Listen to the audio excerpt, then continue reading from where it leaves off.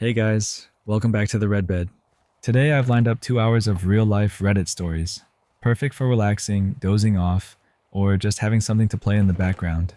And while you listen, I'll be sharing some hardcore gameplay I got today, where I 1v1 my friends for diamonds and start working on the foundation for my base. Also, I'm trying to post these videos daily, so if you're enjoying them, consider dropping a sub. But anyways, kick back, relax, and enjoy. This first story is about a work trip that left a very capable husband home alone, only for the house to turn into a candlelit survival experiment, complete with kombucha explosions and a terrified dog. About 3 weeks ago, I packed a suitcase, kissed my husband goodbye, and headed out for a work trip. He's in his 40s, perfectly capable, and honestly more organized than me when it comes to grocery lists and remembering where the good scissors live. I figured the worst case scenario would be a leaning tower of dishes, and maybe a suspiciously empty ice cream container. I left feeling calm, like the house would trundle along on autopilot until I got back. On day 2, a text popped up from him. "Don't worry, I'm building a hydroponic herb wall." At first I pictured something sleek and Pinterest ready, with little LED grow lights and tidy labels. Then he followed up with a photo, and reality clicked into place. He had duct-taped mason jars to the living room blinds. I stared at the screen for a good 10 seconds, trying to decode the engineering philosophy behind gravity, glass, tape, and slatted shades. The sun was angling through the window just enough to make each jar glow like a wonky aquarium. I typed back, "That's innovative," and decided to pick my battles from several states away. By the end of week 1, the updates took a turn. He announced he was going off the grid, which, inside our house, translated to flipping off the Wi-Fi router to reconnect with his inner caveman. He started whittling sticks from the backyard into tools, and I swear I could hear the slow scrape of blade on wood, even through the phone. Our dog, usually a golden retriever diplomat, who believes every object is a tennis ball in disguise, refused to fetch anything that looked remotely sharpened. When I called at night, I'd hear the faint thunk of wood chips hitting the floor, and his calm voice explaining leverage, friction, and how a sharpened stick could, in theory, pick up the remote if you were very careful and believed in yourself. Week 2 rolled in with the kind of confidence only solitude breeds. He decided to ferment his own kombucha. We do not own fermentation jars. We do own a large pasta pot. He scrubbed it, set it on the counter, and christened it the mothership. For 3 days, he reported that it hissed like a tiny dragon in sleep mode, which he treated as a promising sign. At 3 a.m., the dragon woke up and exploded. He sent me a photo of what looked like sea foam meeting a chemistry set, with a caption that simply read, "Learning." He described the smell as complex. I imagined something between a wet gym towel and a pirate's laundry basket, and promised myself I'd light every candle we owned when I got back. Laundry, meanwhile, exited stage left. He adopted one hoodie as his uniform and wore it until it reached the texture of damp cardboard. He called it his armor. The dog called it a boundary violation and moved under the guest bed like a tiny, furry landlord who had seen things and would not be returning the deposit. The house, at least from his photos, started collecting small altars of projects. A whittling station on the coffee table, tea towels clipped to blinds for evaporation experiments, and sticky notes that said things like oxygen, with arrows pointing to jars. When I finally came home at the end of week 3, the front door opened into candlelight. He was sitting cross-legged with an out-of-tune ukulele in his lap, strumming as if the strings were suggestions rather than instruments. He nodded solemnly and quoted Walden, as if he had been to the forest and returned with a certificate. The herb wall swayed gently with the air from the vent, mason jars winking like they were in on the bit. I walked through the kitchen and stopped. The pasta pot, scrubbed but somehow still spiritually sticky, sat on the stove like a retired volcano. The smell in the air wasn't aggressive anymore, just fermented memories. He pointed at the counter with the seriousness of a man unveiling a new continent and whispered, "The kombucha speaks now." I nodded the way you nod when someone tells you a ghost has texted and you want to be supportive of their journey. I made myself a coffee, my first real one in weeks, and stood at the sink, letting the steam warm my face while I took in the house. It looked like a failed science fair where the judges had fled, but the projects kept going without them.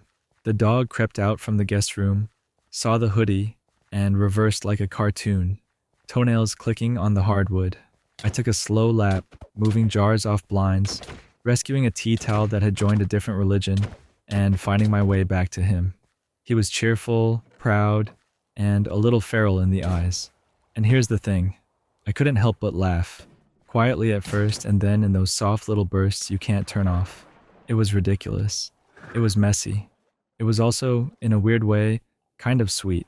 Left to his own devices, he had decided to do everything, everywhere, all at once. Grow things, craft things, ferment things, sing about them like a bard who fell into a kitchen. This morning, I poured another cup, surveyed the battlefield, and told myself the house could be coaxed back to normal, one load of laundry at a time. The dog and I are processing. I'm opening windows, burning a polite candle, and moving the mothership into retirement. And I'm asking the universe a simple question. Are other people's Home Alone weeks this unhinged? Or did I accidentally marry a one-man survival documentary? That story wraps up here. There's something endearing about watching harmless chaos bloom when nobody's around to say no. It's like curiosity gets the keys for a week and comes back with a beard, a ukulele, and a jar that maybe shouldn't be bubbling. You can almost feel the house exhale when the lights flip back on and the coffee starts up like, okay, we survived the experiment. I like how the dog becomes the quiet judge of everything, just choosing peace under the bed until the hoodie era ends. Little stories like this make home feel bigger somehow. Messy, funny, and weirdly comforting in the way only your own disaster can be. This next story centers on awkward lunchtime eye contact at work. A quiet, repeated exchange of glances that might be flirting, but neither person is sure how to move past it. So this is one of those small, slow-burning things that weirdly occupied most of my week. I only really see her at lunch. She's a coworker. I'm in my 30s, and I think she's early 40s. The first thing to understand is the setting. Fluorescent lights, clatter of plastic trays, the muffled hum of people talking about projects and weekend plans. The cafeteria feels safe and small somehow, like a public living room where everyone knows the routine. At first I didn't notice anything different. I'd sit, eat, mind my business. But then I started picking up on this pattern. Every so often she'd glance up, look at my face for a beat, and then quickly drop her eyes back to her phone. Not full-on staring, just these quick, deliberate checks. 4 times one day, I counted. At the time I didn't know what to make of it. Was she just scanning the room? Habit? Maybe. But those glances felt pointed, like punctuation marks in the middle of sentenceless afternoons. I asked a colleague for advice, the barometer of social choices, and he mentioned a friend had asked her out. He also taught me a phrase in her native language to tell her she was beautiful. I hesitated at first. I worried about crossing a line, about what might count as harassment at work. He shrugged and said if she keeps looking, it's fair game. That made me laugh nervously, but also gave me a tiny push. The next time I saw her, I tried to be less avoidant. Normally, I kept my eyes elsewhere, pretending not to notice. But that day, she looked up again, met my face, and went back to her phone. My hands started trembling in a funny way. Not huge, just enough to be obvious to me. When someone else came in, she always did this little scan of the room, and the last person she looked at before settling was me. Peripheral vision picked up on it. Little flutters in the chest kind of thing. So, finally I said it. I turned to her and told her, in the phrase my friend had taught me, "You're beautiful." She smiled right away and said, "Wow, your pronunciation is perfect." She repeated it a couple times like she couldn't quite believe it. We exchanged names after that. For a few minutes the air felt different, like the cafeteria had redecorated itself into a smaller, cozier space where our small, awkward conversation could live. Afterwards, we fell back into the usual quiet. She glanced up from her phone a couple more times, those quick looks that had started the whole thing, and then when she left, she said bye. Simple. Sweet. The next day I asked if I could sit with her and she said yes. We mostly ate in silence. She was busy on her phone and I didn't want to interrupt. Still, I felt those glances. Again, when she left, she said bye. A little ritual formed. I say hi, she says bye. Or I say hi, and then it's back to small talk and quick looks. On the 3rd day, I tried to talk a bit more. Her friend joined us. The dynamic altered briefly to include another person, and we got a few sentences in before retreating to phone company quiet. During that lunch, I got up to get napkins. She rose right after, as if synced. Later, I noticed my hand visibly trembling and tried to hide it under the table. It's one thing to feel butterflies. It's another to have your body betray you in public. Once, playing a little bold, I told her in her language not to leave without me, jokingly. She laughed, translated it to her friend, and smiled. Her friend asked me why I'd been learning her language. I dodged elaborating, felt weird to explain, and part of me wanted to let the mystery sit. Another time she was hunched over her phone, and I chose not to sit with her because something about her posture said she needed space. Still, when I stood up to fetch something, she sighed audibly and set her phone down. That reaction felt like a small, clear moment of care. An older coworker once bought her ice cream, and when she left the table, she did this double take, looking from me to the older guy and back at me, mouthing bye. I returned the goodbye out loud. She thanked him for the ice cream. It was a little scene that felt oddly cinematic. 3 characters, a small exchange, nothing huge, everything loaded. I don't know if she fully understands that I like her. I don't know if she's aware how often I notice the micro movements, the lift of her chin, the tiny pause before she looks away, the way she tucks hair behind an ear when my peripheral vision catches it. We don't cross each other outside the cafeteria. There's no chance meetings in elevators or hallway run-ins. It's all contained here in the midday hour where the world slows and the two of us perform this small choreography of near connection. I've been thinking about saying something simple next time. It's nice to see you when you're around. Nothing heavy. Safe. Small. True. For now, I keep noticing and wondering. The routine continues, and the glances keep happening, like little punctuation marks waiting to become a sentence. That's where the story ends. This one feels like watching 2 people learn a language of glances. It's quiet and a little clumsy, but there's something warm about that, like 2 people tiptoeing towards something without needing a map. It doesn't have to be dramatic to be meaningful. Small rituals can be the most telling. It's the kind of slice-of-life moment that lingers, not because of what happens, but because of what it might become. This next story is about a crowded elevator ride where an unruly kid kept pushing the wrong person at the wrong time, and things took a very unexpected turn.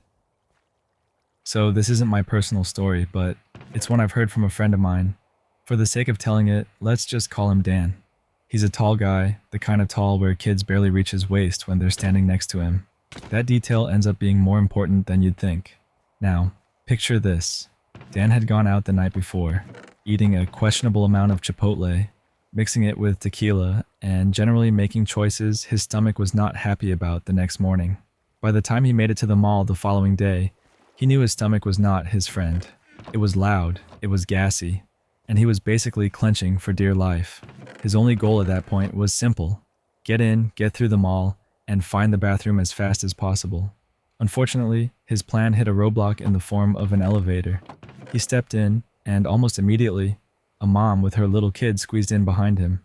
The kid was maybe 4 or 5 years old, and from the moment the doors closed, it was clear this child was not in the mood to behave. He was stomping his feet, whining loudly, and worst of all, he started shoving against Dan's leg like it was some kind of game. At first, Dan just tried to ignore it. The elevator was moving painfully slow, filling up with more and more people, and all he wanted was to keep holding everything in until he could get out. But the kid kept going, pushing and pushing, like a little battery-powered machine that wouldn't stop. Each shove made it harder for Dan to focus on anything except the pressure building in his stomach. To give you an idea of how bad it was, Dan already knew what was sitting inside him. It wasn't going to be a casual, quiet release. It was going to be loud, unapologetic, and brutal. The kind of thing you'd want to keep contained until you were in an empty restroom with the fan running. But then came the moment. The kid gave one last push to Dan's leg, and it was like the final straw. The energy Dan had been using to keep everything clenched just gave way. And right there, in that cramped, slow-moving elevator, the inevitable happened. He let it rip, and not just a little puff. No, this was an atomic blast of pure regret from the night before. Chipotle, tequila, bad decisions, all compressed into one catastrophic release. And remember where the kid's head was? Waist level, which meant the poor kid got hit directly in the face with the full force of it. The reaction was instant. The kid's eyes went wide, and then he started wailing. Not just crying, but that horrified, shocked scream that only little kids can do when the world feels like it's ended. The mom looked mortified. Other passengers were groaning and fanning the air with their hands, and within seconds the entire elevator was filled with people covering their noses. By the time the doors finally slid open at the very next floor, everyone else rushed out, desperate for fresh air. The kid was still crying, the mom was trying to calm him down, and Dan just stood there knowing he'd unleashed something unforgettable. That story ends there. That's honestly one of those stories where you can't decide if it's tragic or hilarious. Like, yeah, the kid definitely didn't deserve a face full of Chipotle aftermath, but the timing almost makes it feel like something out of a cartoon. It's also a reminder that elevators are basically tiny prisons when something like that happens. And honestly, imagining everyone bolting out at the next floor cracks me up. This next story is about a subway ride where an older couple publicly pressured someone to give up a folding seat, only to get shut down when they learned she has an invisible disability. It happened about 30 minutes ago, and I could tell right away it belonged in one of those say it to the wrong person compilations. My wife and I live just outside Paris, so the subway is pretty much our default way to get anywhere. If you've ever been on those lines, you know some cars have those folding seats along the walls. The unspoken rule is simple. When the train gets crowded, people pop up so others can pack in. Now my wife has chronic pain. Standing still without being able to move or stretch, that's brutal for her. She can walk just fine most of the time, but lock her in one position for a few minutes and it's like every muscle starts humming with this low, hot ache. So when we got on for a 20-minute ride, she grabbed one of those folding seats. It wasn't a luxury move. It was a survival move. I stood in front of her, holding the pole, just happy she could sit and breathe through the commute. 2 minutes later, the stops rolled by and the car began to fill. You can feel it before you see it. Air thinning, shoulders bumping, that murmur of coats and bags and the metallic squeal as the train curves through a tunnel. People started flipping their seats up, one by one, in that domino effect you get during rushes. My wife stayed seated, and I stayed planted in front of her to give a little buffer. That's when these two showed up. An older couple, probably in their 60s, with identical tight expressions like they'd been arguing since breakfast and decided to team up on a new target. They stopped right beside us and began talking loud enough for everyone to hear, except it was aimed like a laser at my wife. Some people don't stand up when it's crowded, one said, eyes pointed at the middle distance while somehow boring a hole straight into my wife's forehead. The other sighed dramatically, like they were auditioning for a play. No consideration, they added. Normally, my wife lets comments slide. She's had to, honestly. But this time, maybe because the pain was already simmering, or maybe because their tone was so obvious, she wasn't having it. She calmly unzipped her bag, reached in, and took out her disability card, what we call a CMI for mobility issues. She held it up between us and said, steady and clear, "I can't stand for long. I'm disabled." The silence that followed was the weird kind, like a bell jar dropped over us. You'd think they'd say something like, "Oh, sorry," and move on. Instead, they did this childish performance of pretending they didn't see or hear her. Eyes up, mouths pressed thin, not even a blink toward the card. It was like we'd turned invisible, which is funny because that's the whole point. Most disability is invisible. The train rocked over a joint in the rails. The older man glanced at the floor. The woman craned her neck toward the door advertisement, as if reading it was a life and death mission. My wife lowered the card just a hair. "I think I deserve an apology for being spoken about like that," she said.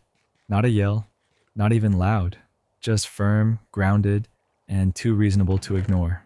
One of them finally answered without looking directly at her. "Well, how are we supposed to know you're disabled? It's not written on your face." And that was the moment the fuse hit the powder.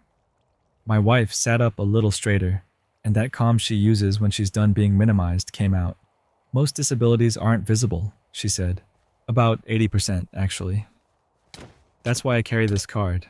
And I shouldn't have to flash it like a ticket just to be treated with basic respect."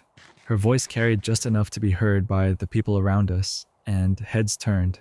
The energy in the car shifted, that collective attention you feel when a conversation becomes something. Not a scene, just truth with a spotlight. She kept going, not to scold, but to set a line in the sand. "If you didn't know, fine. Now you do. but you chose to be rude first and ask questions never. You didn't have to talk about me like I wasn't here." The older woman's mouth opened and closed. The man tugged at his scarf. Someone nearby cleared their throat.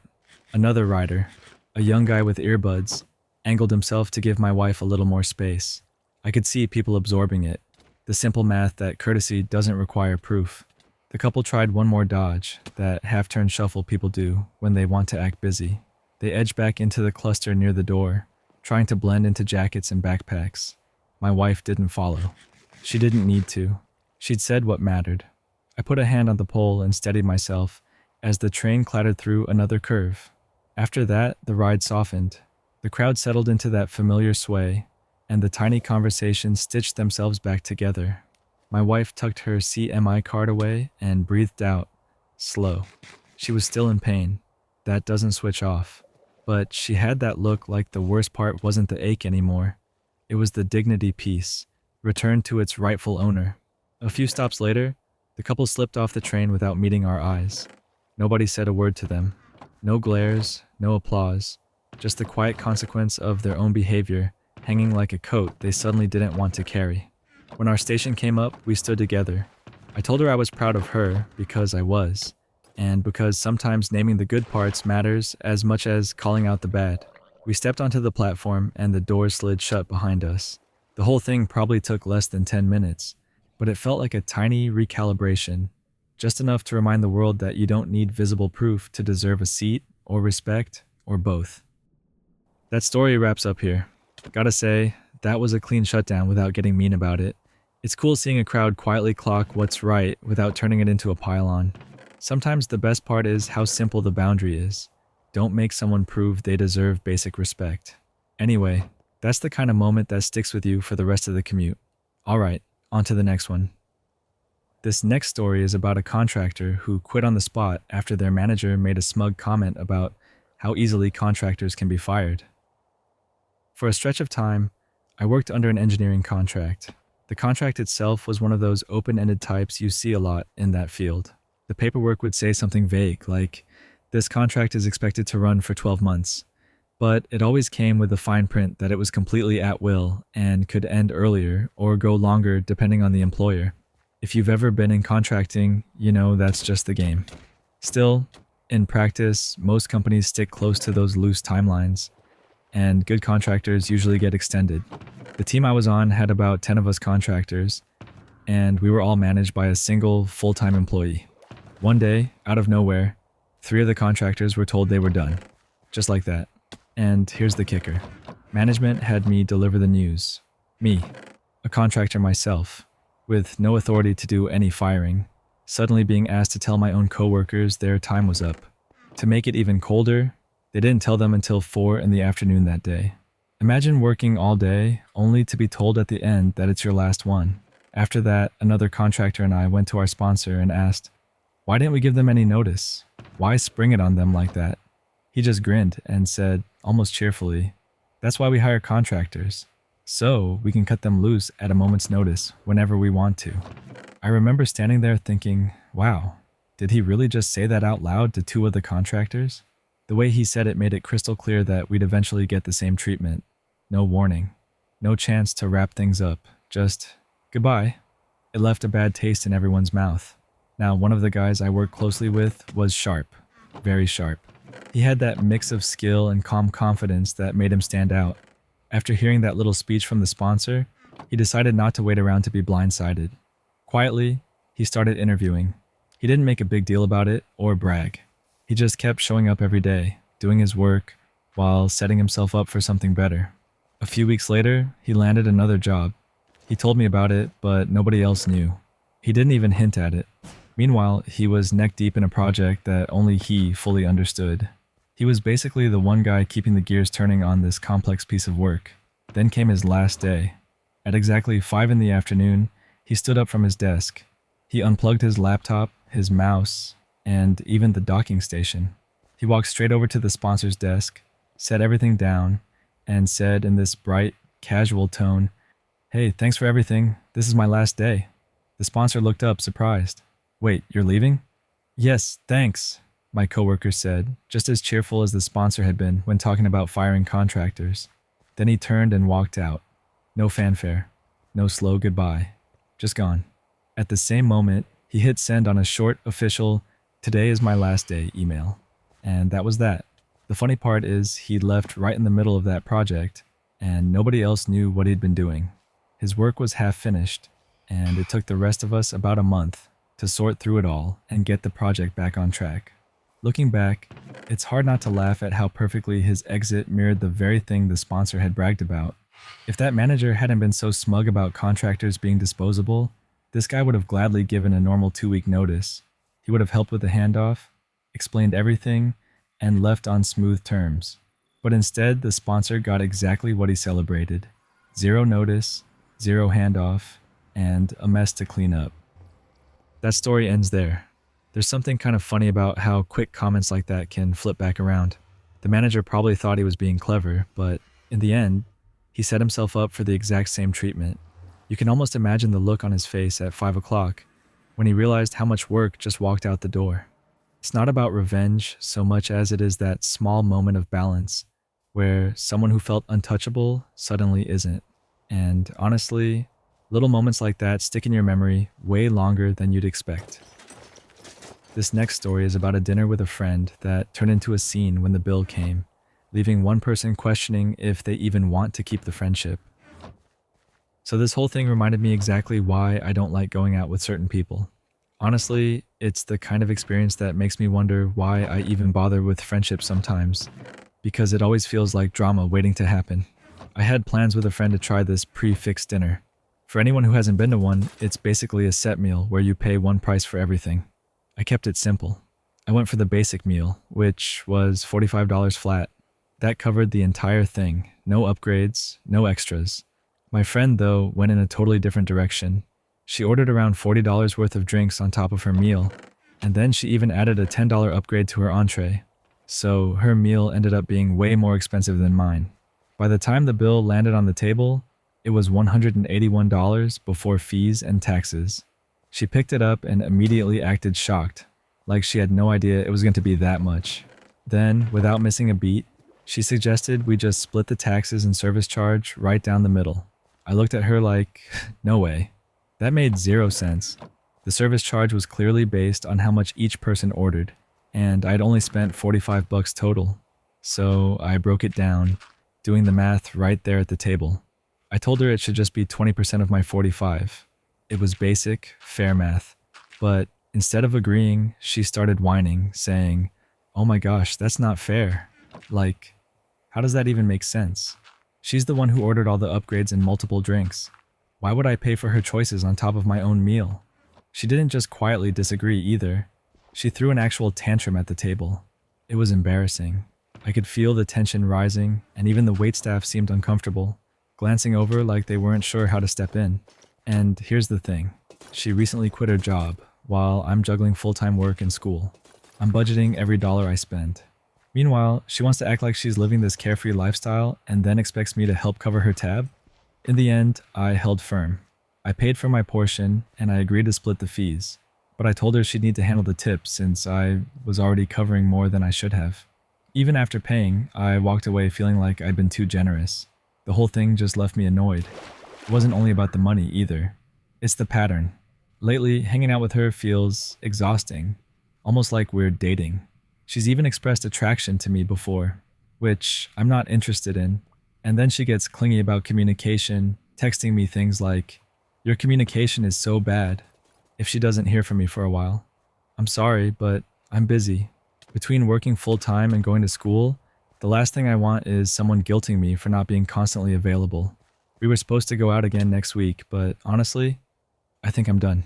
If she reaches out, I'm just going to tell her I need to focus on school and saving money. The truth is, being around her drains me, and I always end up spending way more than I want. And at this point, I'm seriously questioning whether I even want this friendship at all.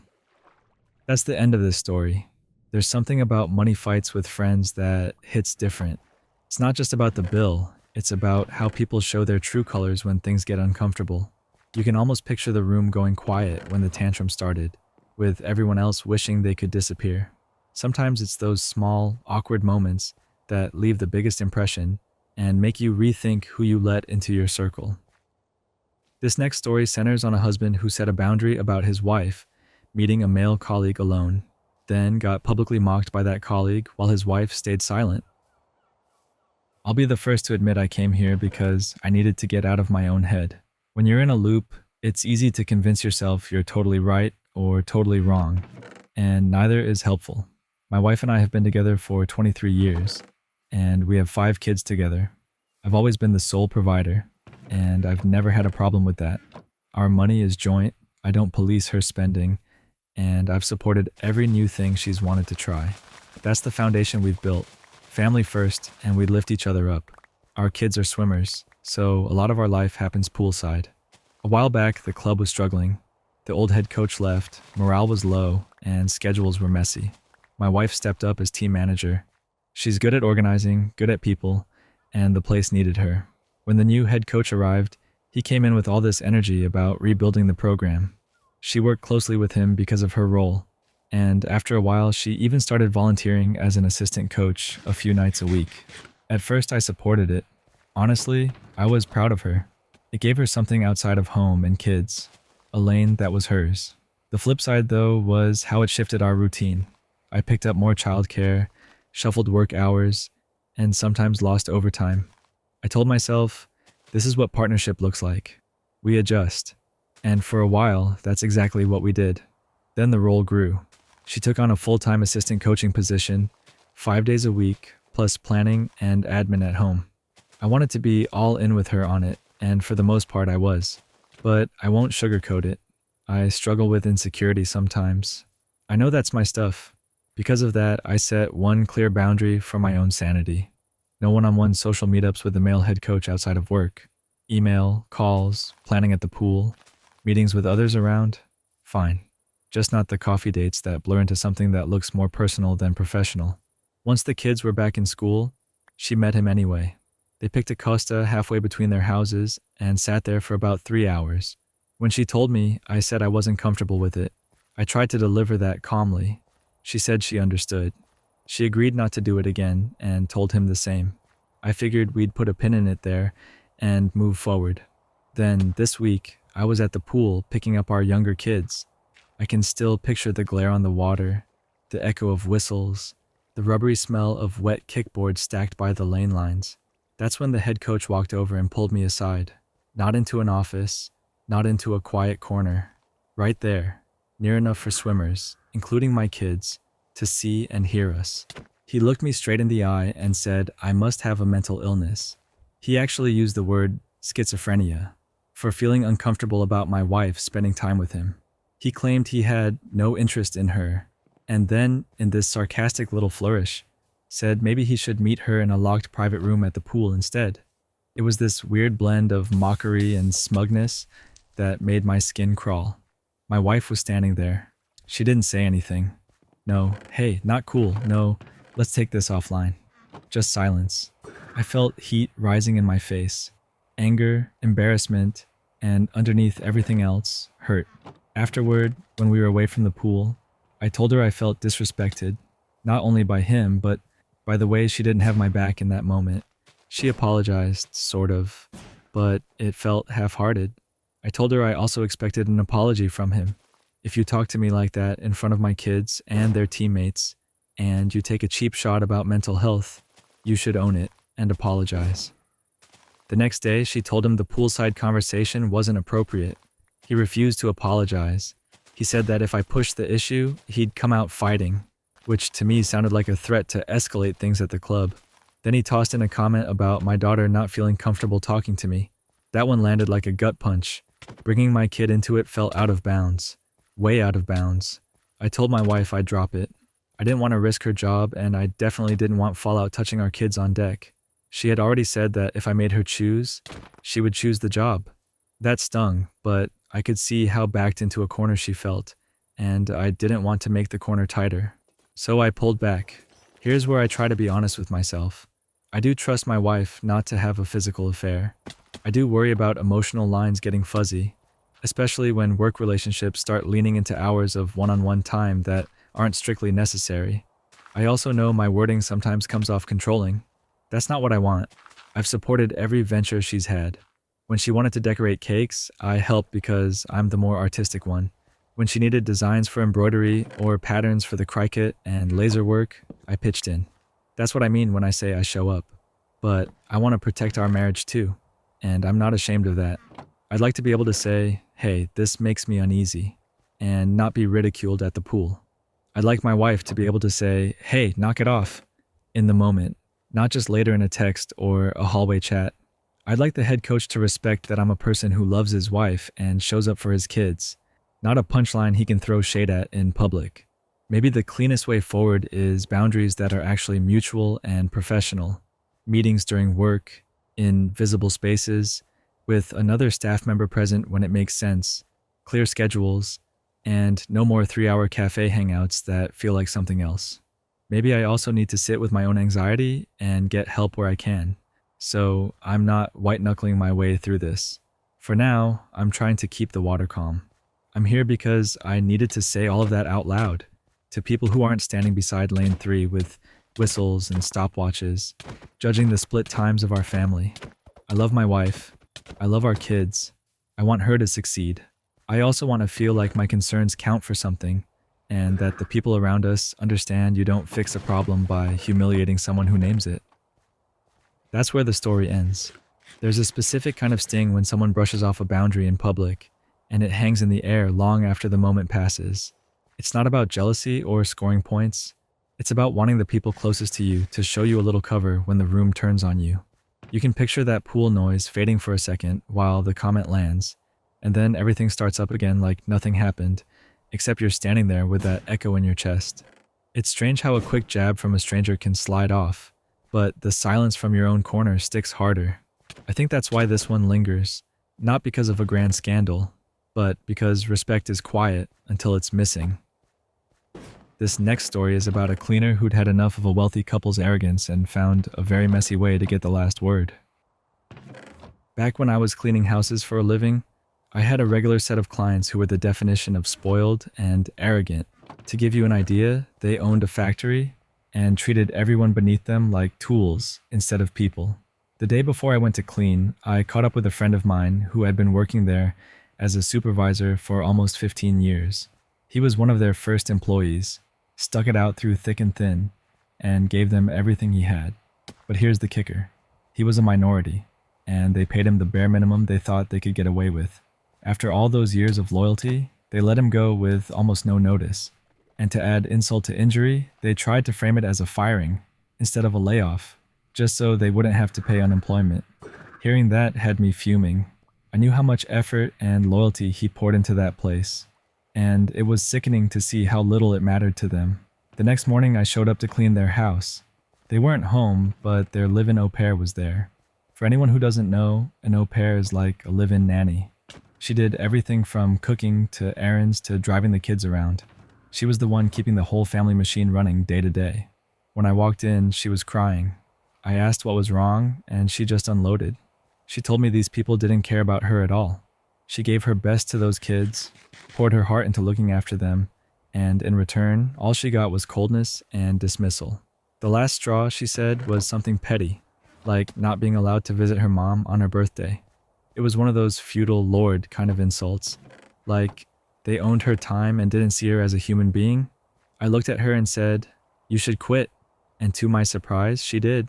Later that day, I heard the lady of the house yelling at her, and then the au pair walked out in tears.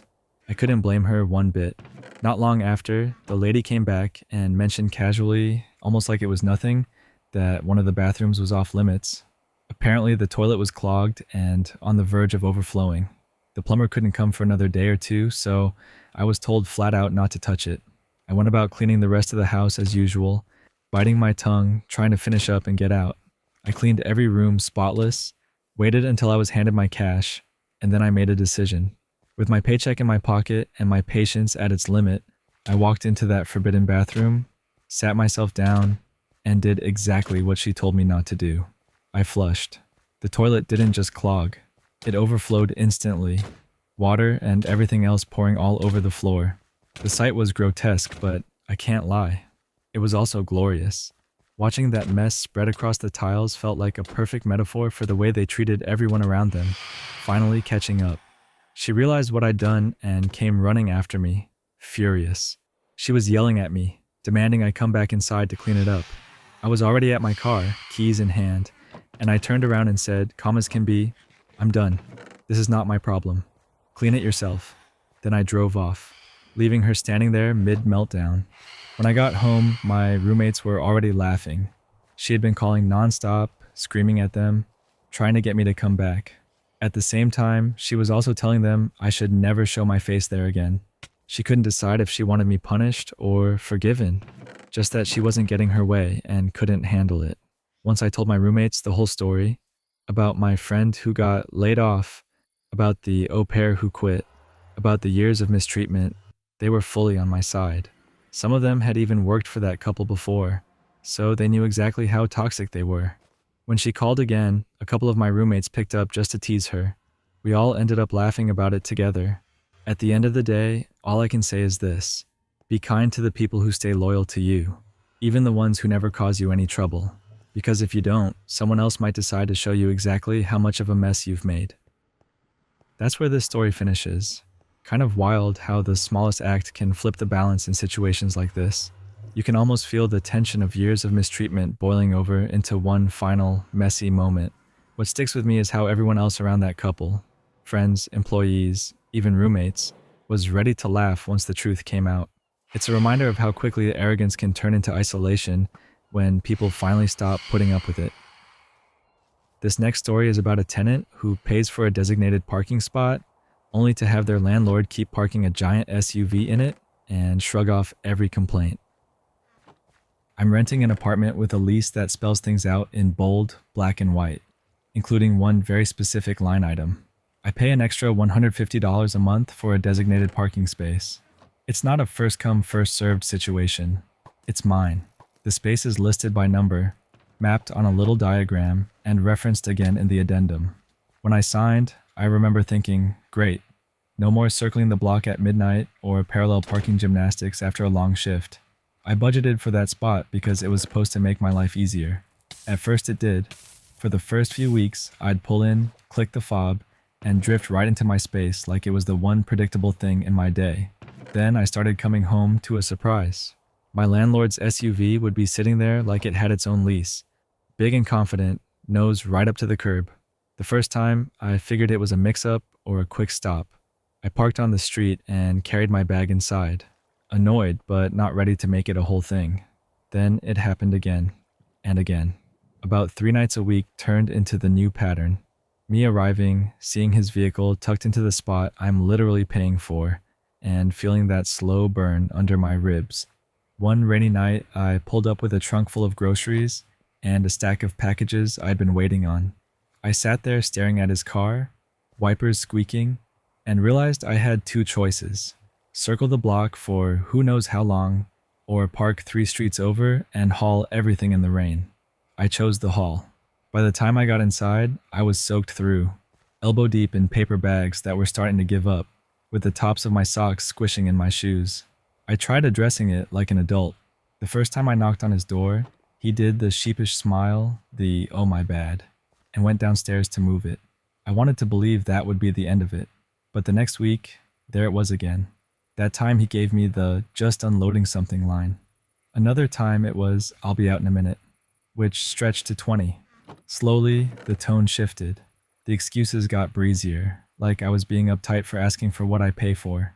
One evening when I said calmly that I'd have to call a tow if it kept happening, he actually laughed and said, "Good luck, I own the building." Hearing that knocked the wind out of me a little. Owning the building doesn't mean the lease is optional. It doesn't mean my payments are a tip jar. But he said it like a trump card, like those words meant I was powerless to do anything. I stood there with my keys in my hand, the hallway light humming overhead, and felt this mix of frustration and disbelief. I'm not asking for something extra. I'm not trying to nickel and dime him. I just want the space I'm paying for. After that, it felt different every time I drove up. Even on nights when the spot was miraculously empty, I'd catch myself gripping the steering wheel a little tighter as I turned the corner, bracing for the sight of his SUV. It started to feel personal, like I was the punchline to a private joke I didn't sign up for. Coming home from work should feel like the end of a long day. not the start of a new obstacle course. I'd find myself timing my trips, wondering if I could beat him to it or stalling in the car, hoping he'd come out and move it so I wouldn't have to bring it up again. One weekend, I had friends over. We planned ahead, told them where to park, and I was actually excited not to think about logistics for once. I left for a quick errand and came back to, of course, his SUV in my spot. I texted him, tried to keep it straightforward. "Hey, you're in my designated space again. Can you move?" He replied, "Relax, I'll be out in a minute." 10 minutes, 15, 20. Meanwhile, my guest texted to say they were looping the block and might just go home.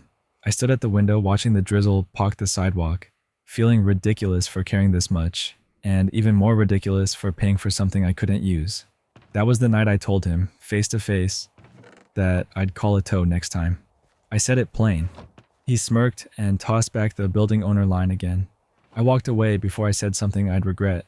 Afterward, I sat at my kitchen table and pulled up the lease. I read the paragraph about the space. I read the addendum again. I stared at the number, my number, printed right there. It felt surreal to have it in writing and still be treated like it was negotiable. Since then, I've tried every polite version of the same conversation. Each time, the goalposts move. "I'm unloading. I'll be fast." It's not a big deal. The message I hear underneath is, "Your time and your money are flexible. Mine aren't." Every lap I do around the block, every soggy grocery run, every night I park 3 streets away feels like a little withdrawal from my patience account.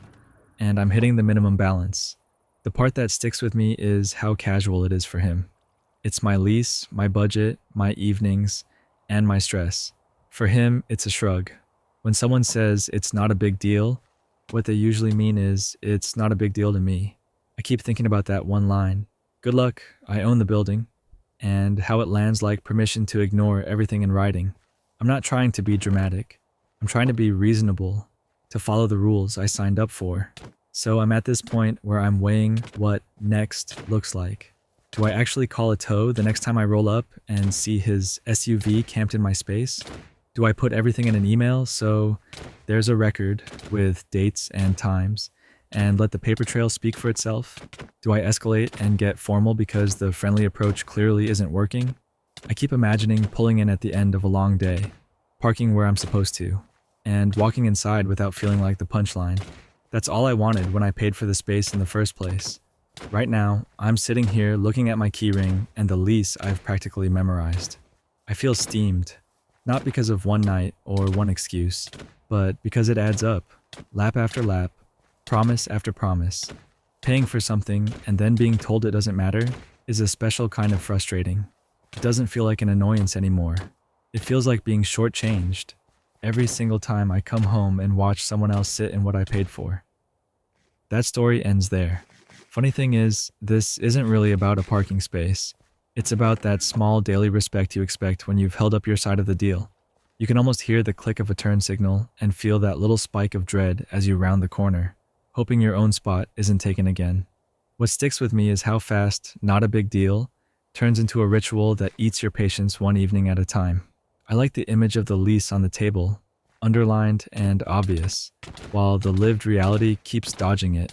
Feels like the kind of story that makes anyone who rents nod without even realizing it. This next story is about a front desk agent dealing with entitled guests who refuse to believe a hotel is actually sold out. Working as a front desk agent, I've learned there's one phrase that can turn the simplest conversation into a full-blown battle. "We're sold out." You'd think it was straightforward. Either there are rooms available or there aren't. But for some reason, when people hear those words, they act like I'm personally plotting against them. The funny part is, I gain nothing from saying it. I don't earn commission. I don't get a bonus for watching someone stomp away. If anything, being fully sold out is actually a headache for me. It means there's zero wiggle room when a guest wants to switch rooms because of a broken AC unit or a leaky faucet, or because they just don't like the view. When every room is filled, there's no spare key card up my sleeve. Still, every time I say sold out, I get the same wide-eyed disbelief, like I've just told them gravity stopped working. Take this couple from the other day. They were at the very top tier of our rewards program. You know, the kind of members who carry their status like it makes them royalty. They walked in for their 2-night stay, already angling for perks. At check-in, before they'd even picked up their keys, they asked for a late checkout. I explained we were extremely busy and I could extend them an extra hour. Immediately, their mood soured. The wife piped up, "Well, we're also top-tier members at your competitor, and they give us a 4 p.m. checkout." My manager overheard and smoothly stepped in. He repeated what I'd already said. 1 p.m. would be the latest we could allow, since we were fully sold out. And then, with a professional smile, he added, "And of course, benefits from another brand don't apply here." Plus 2 points to him. They didn't like that answer either. They scoffed and then pointed toward the parking lot, saying, "Well, it doesn't look busy at all." Without missing a beat, my manager gestured toward the shuttle bus pulling up and unloading guests right in front of the lobby. "As you can see," he said, "not everyone drives." They mumbled, muttered something halfway to a thank you, and drifted off. Another time, a man came storming in during my morning shift, ready to check in right then and there. It was 8 in the morning, hours before checkout time had even started. My coworker told him politely that we had no clean rooms at the moment. He looked at her like she'd just sprouted horns. "In this huge place, you mean to tell me not a single room is ready right now?" She calmly replied, "Yes, sir. That's exactly what I said. It's before checkout." He sputtered for a bit, then tried to play the sympathy card. Told us he'd just worked a 12-hour shift and wanted nothing more than a shower and a bed. After fiddling with his phone, he realized the truth. His reservation was actually for the night before, and since he hadn't shown up, it was marked as a no-show. To top it off, he had booked through a third-party site, so now he had to fight with them for his refund. Eventually, he gave up, waved the white flag, and left to try his luck elsewhere. Then there was the lady who came up asking for a reservation for next week. She wanted to join a group block. Red flag right away. Group rates almost always sell out quickly. Still, I smiled, checked the system, and sure enough, the block was completely booked. I explained this to her, and she gave me this wide-eyed look, like I was trying to trick her. Okay. Well, do you still have rooms available?" "Yes," I said, and quoted her the regular rate. Her face scrunched instantly. "Oh no, that's way too expensive. Can I just call the company hosting the block and ask them?" At that point, I had to stop myself from rolling my eyes. I repeated it slowly. "Ma'am, the block is sold out. There are no more rooms at that rate." Again, she stared at me like I was hiding a secret stash of keys, then huffed, "Okay, thanks so much," before stomping off. These encounters happen more often than you'd think. I don't withhold rooms for fun. I don't invent sold out like some cruel joke. I already know the reaction I'm gonna get. Shock, denial, accusations, sometimes even anger. But the truth is simple. If the rooms are gone, they're gone. Take the answer, make a new plan, and move on. It's not that serious. That story stops there. What sticks with me is how people treat sold out like it's a challenge instead of a fact.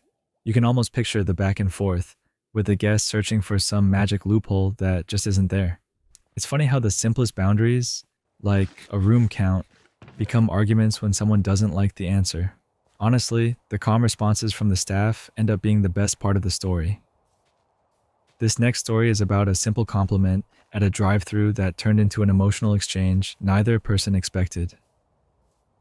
I work at a fast food drive-thru, and my shift starts bright and early at 5 in the morning. It's not exactly the most glamorous job, but I try to make it meaningful in my own way. Every car that pulls up, I make an effort to greet them with a smile, wish them a good morning, and do whatever I can to add a little light to the start of their day. Most people just nod, say thanks, and drive on. But I still put the energy in because you never really know who might need it. Last week, a woman pulled up to my window. She was wearing a hijab, and when I greeted her with a good morning, she looked right at me and gave me the warmest smile. It was one of those genuine, unguarded smiles that makes you pause for a second. She was already pretty, but that smile, it just amplified it. I felt this tug, and before I could stop myself, I handed her the change and said, "You're beautiful." For a split second, I wondered if I'd crossed a line or if she'd brush it off.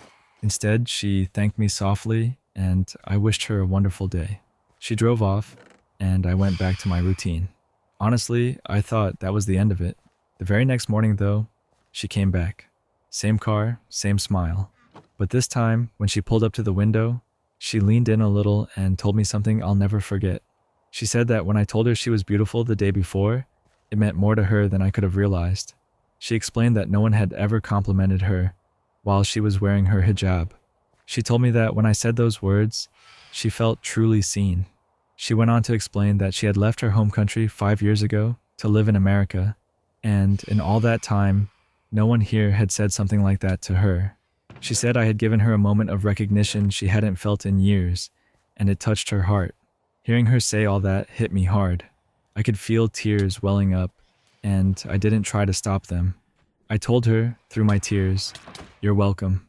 I spoke the truth to you yesterday, and it's still true this morning. You are a beautiful person inside and out. Please don't forget that." She reached out and held my hand across the window. It wasn't just a quick touch. It lingered, and I could feel how deeply she meant it. She looked me in the eyes and said, "Thank you for seeing me, and not just my traditional head covering." In that moment, the world outside the drive-thru faded. It was just two people sharing a connection, built out of kindness and honesty. That small interaction reminded me that sometimes the simplest words can break through years of silence, and that noticing someone for who they are, not just what they wear or how they're perceived, can mean everything. That's where the story ends. Moments like that stick because they're unexpected, not scripted. A normal workday suddenly turns into something that actually moves you, and it lingers long after. I like how it shows that even quick encounters can feel bigger than they look on the surface. Makes you think about how powerful a few genuine words can really be. This next story is about a single parent clashing with their parents after an airport pickup turned into a heated argument over respect and expectations. My parents recently went away on holiday, and before they left, it was loosely agreed that I would drive them to the airport and possibly pick them up when they returned. I'm a single parent with a 5-year-old and 2 dogs, so my weekends are already packed with schedules and responsibilities. They knew that going in, but I still offered to help as best I could. On the morning they were flying back, my day was already carefully mapped out. I had to walk the dogs, take my son to his football practice from 10:20 to 11, and then head straight to the grocery store. I wanted to restock the house with essentials, plus pick up ingredients for a nice dinner I planned to make for them when they got back. On top of that, I had to rearrange my very small car to make sure there would be room for their luggage. Around noon, my mom called to say their plane had just landed. About 25 minutes later, she rang again to say they were ready to be picked up at Heathrow. At that moment, I had just finished shopping. I told them I still needed to unpack the groceries, especially the refrigerated stuff, before I could leave. That would mean they'd have to wait about 35 minutes for me. I thought it was reasonable. Instead of agreeing, they snapped at me. They said don't bother coming, accused me of being unkind, and claimed I wasn't being helpful. Keep in mind, I had already driven them an hour to Gatwick for their departure flight, and while they were away, I had also handled a few chores for them that cost me both time and money, chores they still hadn't paid me back for. Hearing them dismiss all of that and act like I should drop everything instantly rubbed me the wrong way. So I told them plainly, if they thought my effort wasn't good enough, they could get a taxi home. My mom pushed back, saying again that I was being selfish, but I stood my ground and repeated it. Get a taxi. Then I hung up. Not long after, my dad called, acting like nothing had happened, asking when I was getting there. I repeated myself again. Get a taxi. He said they had ordered one, but it was taking a while. I told him, it will. If you had been nice, you'd already be home by now. Then I hung up once more. In the end, they got home about 2 hours later than they wanted, because I stuck to my decision not to pick them up. Since then, they've been stonewalling me, refusing to talk. And here's the part that really bothers me. When I flew back from Italy once, sick with an ear infection, I asked them for a quick 10-minute ride from the train station to my place. They flat out refused. Not because they couldn't, but because they didn't feel like it. That memory stuck with me. So when they turned around and called me unhelpful for not dropping everything on their schedule, I couldn't stomach it. Maybe I was the jerk for refusing in the moment, but to me it was about more than just a ride. It was about respect and the way they treated me like my time and effort didn't matter. That's the end of the story. What gets me is how quickly family routines can flip into power struggles over something as ordinary as a pickup. You can almost feel the weight of years of little slights adding up behind that single decision to say no. I think moments like this stick because they're not just about schedules. They're about whether people actually value the effort you give. It's the kind of story that leaves you turning it over in your head long after, wondering where patience ends and self-respect begins. This next story is about someone who left their cat in their dad's care during vacation and ended up overhearing a moment that changed how they saw him. My wife and I went on a week-long vacation recently, and since we couldn't bring our cat with us, we asked my dad if he could stop by the house. The job was pretty simple. Just make sure the cat had enough food and water, give him some wet food, and maybe a bit of human interaction so he didn't feel too lonely. Nothing complicated, just the basics. Now, here's some background. My dad is allergic to cats. He's never hated them, but he's always kept his distance. That's why we didn't expect him to spend much time inside when he came by. Maybe a quick refill of the food bowl, a pat on the head, and then back out the door. Our cat is hypoallergenic, which helps, but still I figured Dad would keep it short. For most of the trip, I only saw him come and go through the front door. Thanks to the motion alerts on the camera I have set up, it faces just that one spot, so I never really got to see what he did inside. I assumed it was all quick in and out visits, but today was different. This afternoon, he sent me a photo of our cat eating, which already made me happy to see. Out of curiosity, I decided to switch on the audio from the camera while he was there, just to check in. What I heard completely caught me off guard and honestly melted my heart. Instead of just feeding him and leaving, my dad had been inside for nearly 20 minutes. I listened to him talking to my cat in the same tone he uses with his own puppy at home. I could hear him saying things like, "Did you eat all your food?" And "You're such a handsome little boy." And even, "Good boy, you like the scratches?" I could hear the sound of him actually playing, rustling around, and giving the cat real attention. It hit me so hard in that moment.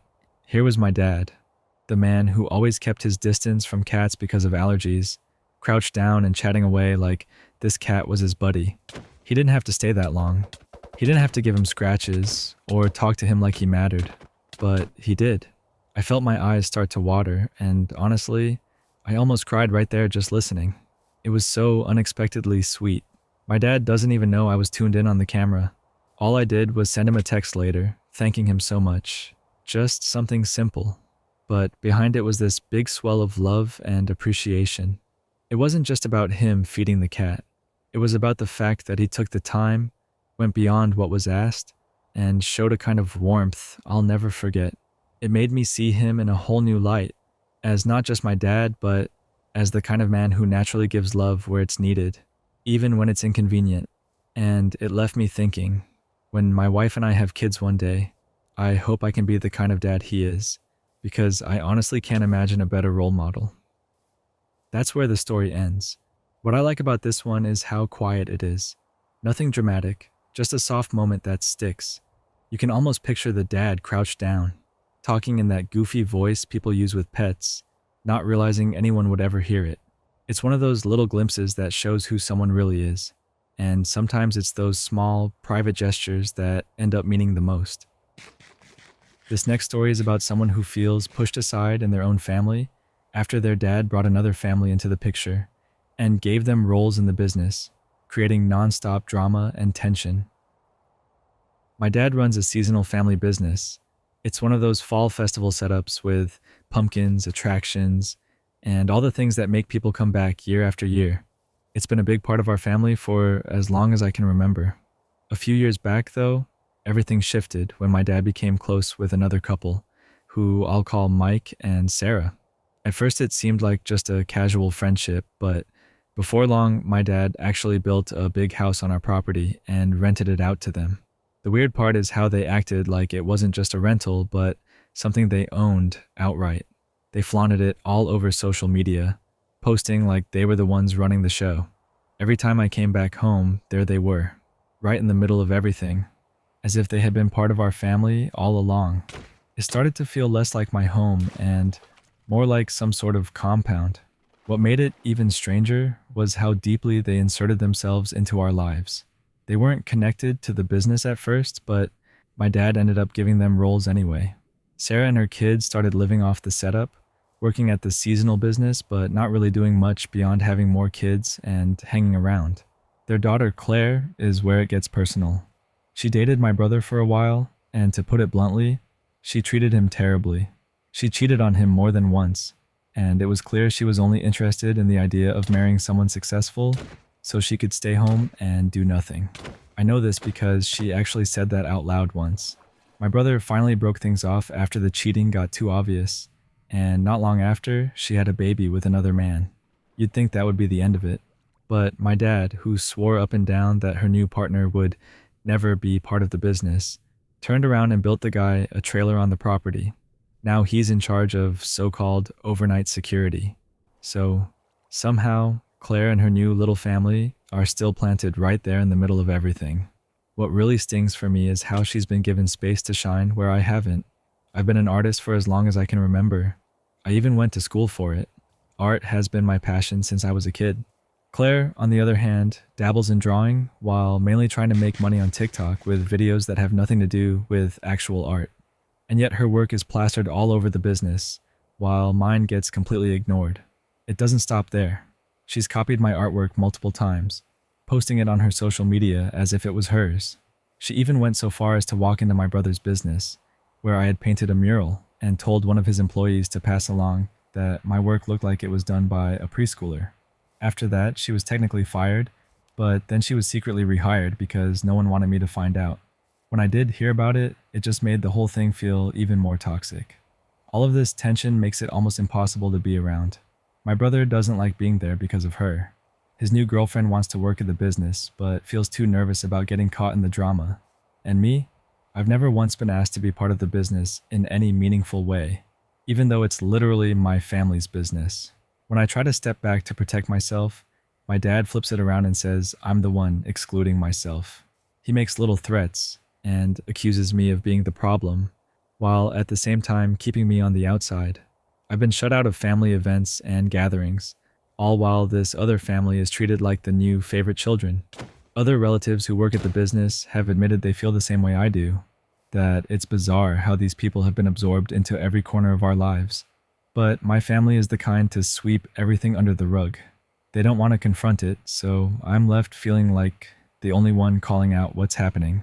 So here I am, caught between staying involved in a place that makes me feel invisible or stepping away and protecting my peace. My dad says I'm wrong, that I'm cruel, that I'm shutting myself out. But when I look at everything, it feels more like he's the one who shut the door on me the moment he let that other family in. That story wraps up here. Kind of striking how someone can feel like an outsider in their own family just because new people walked in and took over. You can picture the tension piling up year after year until distancing yourself feels like the only option left. What stands out is how loyalty sometimes gets overlooked in favor of convenience or appearances. It leaves you thinking about how messy family ties can get when the outsiders get woven into them too tightly. This next story is about a fast food worker dealing with an out-of-control customer who turned a simple chicken order into a full-blown meltdown. I was at work in the chicken restaurant and gas station combo where I've been for a while. It was 10 in the morning, which is usually manageable, except that day we had 4 catering orders due between 10:30 and 11. And here's the kicker. There were only 2 of us scheduled in the kitchen, just 2 people expected to cover everything. So I was hustling as fast as I possibly could. Breaded chicken on one side, frying on the other, draining what was done, and at the same time trying to keep up with to-go orders. It felt like I had 6 hands in motion, and still, it wasn't enough. People kept piling in, and I was stretched thin from the start. That's when she showed up. Let's just call her Barbie, because the attitude she brought with her was enough to fill the whole room. She placed her order, nothing unusual at first, but while I was talking to another customer about a substitution, because bone-in chicken was running 20 minutes behind, she started interrupting. Not once, not twice, but over and over again. 5 times in a row, cutting in while I was clearly helping someone else. I tried being polite at first, brushing it off with a quick, "I'll be with you in just a moment," but she just wouldn't stop. Finally, I turned and told her to ask my coworker at the register. She huffed, stomped off like a kid denied candy, and I thought maybe that would be the end of it. For a few minutes, it was quiet. I kept pushing through the catering orders, moving as fast as I could. Then out of the corner of my eye, I saw her step 1 foot into the kitchen like she owned the place. She shoved her order ticket practically in my face and barked, "When is this order going to be done?" I told her, flat out, it was going to be another 10 to 15 minutes because, well, the chicken was literally still cooking. She stormed off. 2 minutes later, she was back. Same move. 1 foot in the kitchen, ticket waving, voice raised. I'll admit, after nearly a decade of working retail, I've lost the ability to control my expressions. My face probably said everything I was thinking. Maybe I rolled my eyes. Whatever it was, she caught it, and that set her off. She started hollering about how ridiculous it was to wait for chicken of all things. Then she spotted my manager in the back and actually snapped her fingers and pointed at the ground like my manager was some kind of dog. That did it. My manager walked up and told me we'd be filling orders in the order they came in, not by who had the biggest attitude, which meant Barbie's order was pushed right to the back of the line. We kept working, got another order ready, and when it went out and wasn't hers, she completely lost it. She got loud, aggressive, and my manager stepped in again, telling her straight up she needed to leave, that her money would be refunded, and that we weren't serving her anymore. That's when she pointed her finger at me, screamed out, "Forget you," but in a much harsher way, and then started coming at me like she was about to throw hands. My manager had to literally step in between us because this woman was charging at me over 8 pieces of chicken. Cops got called, customers were staring, and the whole place turned into a scene. She finally stormed out after her money was refunded, but not before spitting in the vestibule on her way out. The whole time I couldn't stop thinking. This was all because she had to wait a few more minutes for fried chicken. That was it. Nothing more, nothing less. Just chicken. That's the end of this story. What gets me here is how something so small spiraled so fast. You expect people to be a little impatient sometimes, but not to the point of snapping fingers at staff and trying to charge across a counter. It makes you wonder how much anger someone has bottled up if chicken is all it takes to tip them over. Honestly, moments like that just show how wild customer service can get. This next story is about a mix-up with food delivery that left one neighbor accidentally eating another neighbor's entire dinner. That evening started out so simple. My wife was out with her friends, and I figured I'd make it easy on myself and order pizza for me and my son. Now, Joey's picky when it comes to food. Plain pizza only, nothing fancy. So I told my wife just to pick something plain for him and something meatier for me. We had a 50% deal on Uber Eats, but since it was on her account, I gave her a quick call and she ordered it from wherever she was. About 25 minutes later, the doorbell rang. A big order came in. 1 large pepperoni pizza and 1 large margarita pizza. It was perfect. Exactly what Joey would eat and what I could happily tuck into. We sat down, turned on the Manchester United game, and just enjoyed it. The pizzas were delicious, maybe a little too much food, but that's hardly a complaint. By halftime, I was already feeling stuffed. After the game ended, I went to the bathroom. As I'm in there, I hear the doorbell again, and Joey answers it. When I came back out, there was another delivery sitting there. This time a large meat feast pizza and a cheesy garlic bread. I thought that was odd. 2 deliveries in one night? But it was busy Saturday night traffic. Phones constantly engaged at the restaurant, so I couldn't even get through to ask what was going on. I figured, alright, maybe there was a mix-up, but food's food, right? I just set it to the side and started a movie. Half an hour later, things went sideways. A car pulled up into our shared driveway. I could hear voices outside, heated, sharp. Then came the knock at the door. Standing there was my neighbor, who I barely knew, and right next to him was the delivery driver, both of them looking furious. That's when the truth came out. That first delivery we had tucked into so happily, it wasn't ours. It had been theirs all along. Their pizzas, their dinner, and the second order, the one sitting cold on top of the bin in our utility room, that one was actually ours. I don't think I've ever felt more embarrassed. My son and I had devoured their whole order without even realizing it. The neighbor was understandably upset. It was after 9 o'clock by then, and they still had no dinner. I tried to explain. I tried to say it was an honest mistake, but the look on their face said they weren't buying it. I called the Uber and they said they'd sort it out, but the damage was already done. The neighbor wasn't impressed, and I just stood there feeling like the guiltiest pizza thief in history. That story wraps up here. It's kind of funny how quickly something innocent can spiral into pure awkwardness.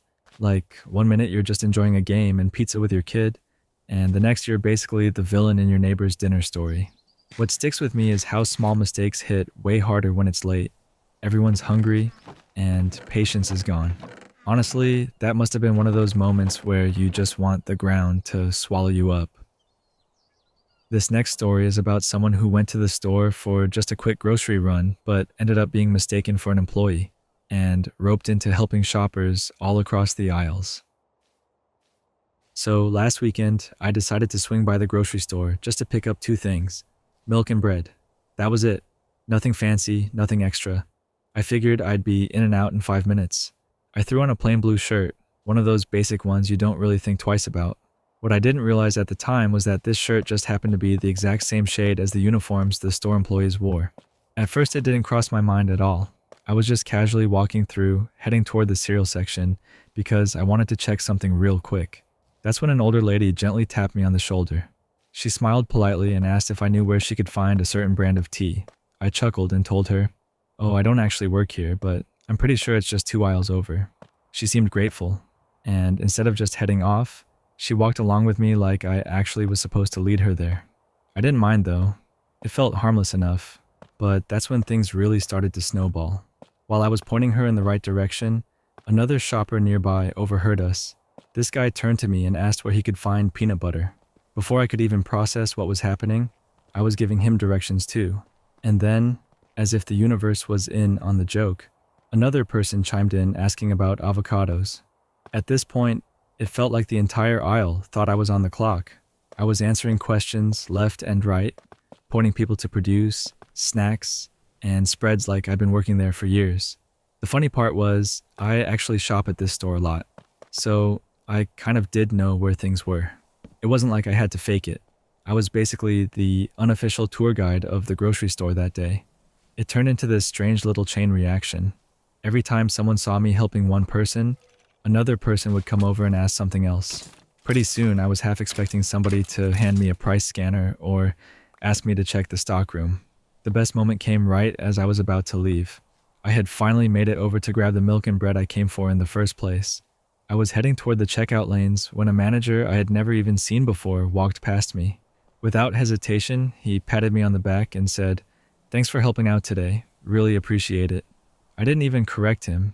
I just gave a little nod like I'd just finished a long shift, grabbed my groceries, and walked out the door.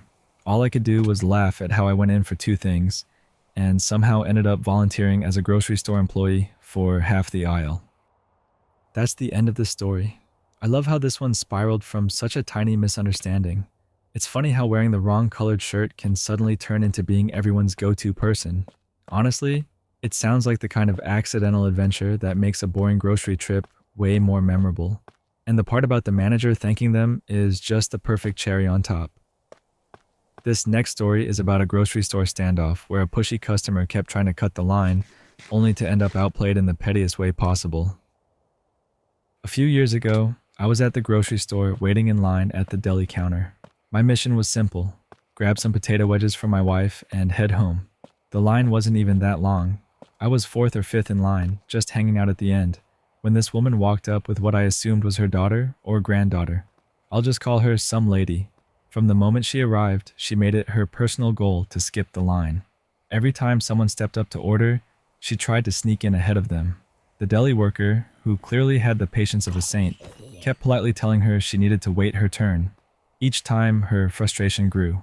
She kept huffing, rolling her eyes, and muttering under her breath about how she just wanted some wedges. As I got closer to the front, she was practically vibrating with impatience. The guy in front of me ordered, and I heard her tell her daughter or granddaughter, "This is ridiculous, I just want some wedges." By then, I already knew exactly how I was going to handle it. Finally, it was my turn. That's when she tried to cut in front of me again. This time, I spoke up. Calmly, I told her the end of the line was behind me. She didn't like that one bit. She snapped, "This is nonsense. It's first come, first serve." The deli worker and I just stood there in silence, staring at her, until she finally stomped back to hover off to the side. When I looked at the hot food case, I noticed there weren't many wedges left, not nearly enough to satisfy 2 customers. So I asked the worker for more than what was available. He said they'd need to drop a fresh batch, which would take a few minutes. I told him no problem, I'd wait. At that point, I suggested he could help her since I was waiting anyway. She stepped up, irritated but resigned, and told him fine. She'd wait too. It was like she couldn't let it go, but she had no choice. A little while later, closer to 10 minutes than 5, the new batch of wedges came out. She immediately made a move like she was going to swoop in ahead of me, but I reminded her again that I was next. The deli worker nodded and asked me how much I wanted. I leaned in just slightly and said, "I'll take all of them." He looked at me, eyebrows raised. "All of them?" I kept my face straight and said, "All of them." That's when he cracked the faintest smile. He scooped every single wedge into a container and handed it over. $14 for the whole lot. Worth every penny. I walked away slowly, just to catch the aftermath. Behind me, I heard her voice rise into a shriek. "He did what?" The way she whipped her head around, you'd think I'd just stolen her life savings instead of some fried potatoes. I didn't even look back, just carried my haul to the register. Later that night, while retelling the story to my wife, I realized the only thing that would have made it better was locking eyes with her and eating one wedge right there on the spot. Best $14 I've ever spent. That's where the story ends. What makes this one so good is how simple it is. Just potato wedges, nothing life-changing, yet the drama played out like a soap opera. The best part is that moment of silence between the customer and the worker, like they both knew she had it coming. Sometimes the smallest acts of pettiness end up feeling like a cinematic masterpiece. This next story is about a fast food worker who got tired of being micromanaged and found the perfect petty way to get back at their boss. Back when I worked at McDonald's, there was this one shift leader who made every single day feel like a nightmare. I'll call her Linda. Not her real name, but it fits the way she acted.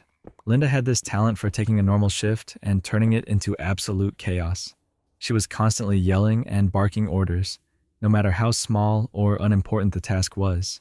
If you so much as breathed wrong in her presence, she'd find a way to chew you out.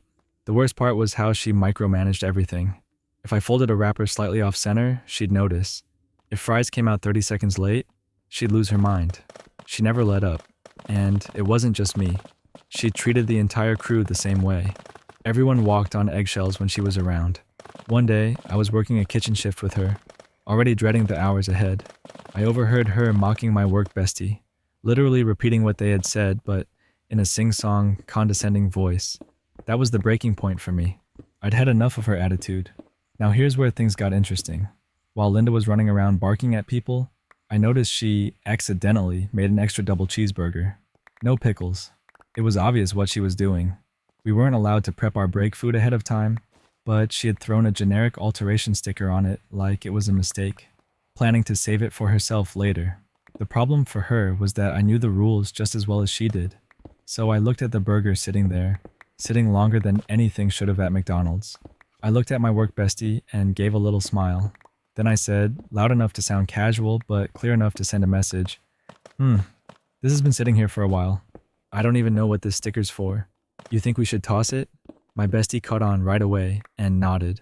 Without hesitation, I picked up that double cheeseburger, walked it right over to the trash, and tossed it.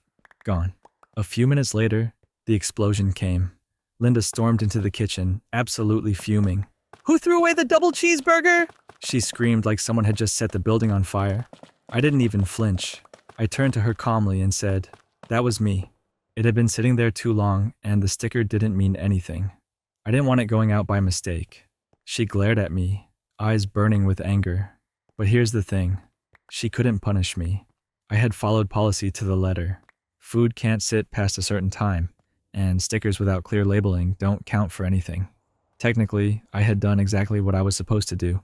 She stood there for a moment, fuming but powerless, before stomping back to make herself another burger for her break. The kitchen felt lighter after that. Everyone knew what had happened, and even though nobody said it out loud, I could feel the silent high fives coming my way. It was such a small thing, just one cheeseburger, but it felt like the first real win against her constant micromanaging.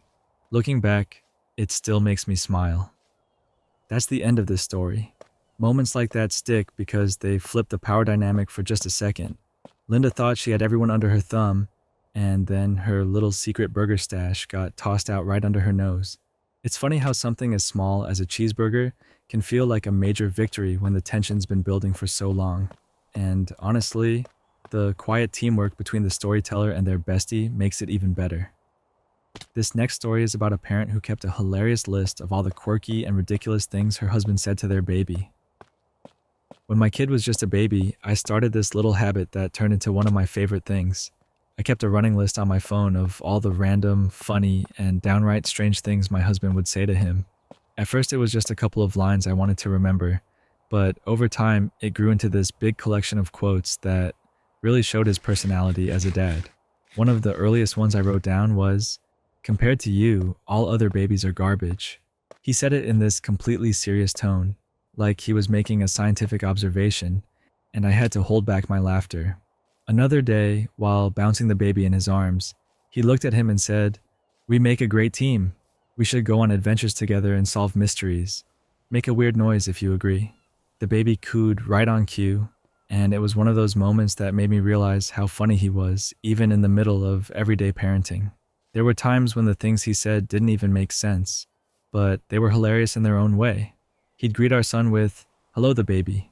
Baby, comma, the, like he was announcing royalty or writing a book title. Or when the baby would gnaw on his fingers, he'd say, "Pacifiers have ceased to satisfy you. You crave human flesh." Somehow he could make even teething sound dramatic. He had this way of turning tiny, ordinary moments into these over-the-top declarations.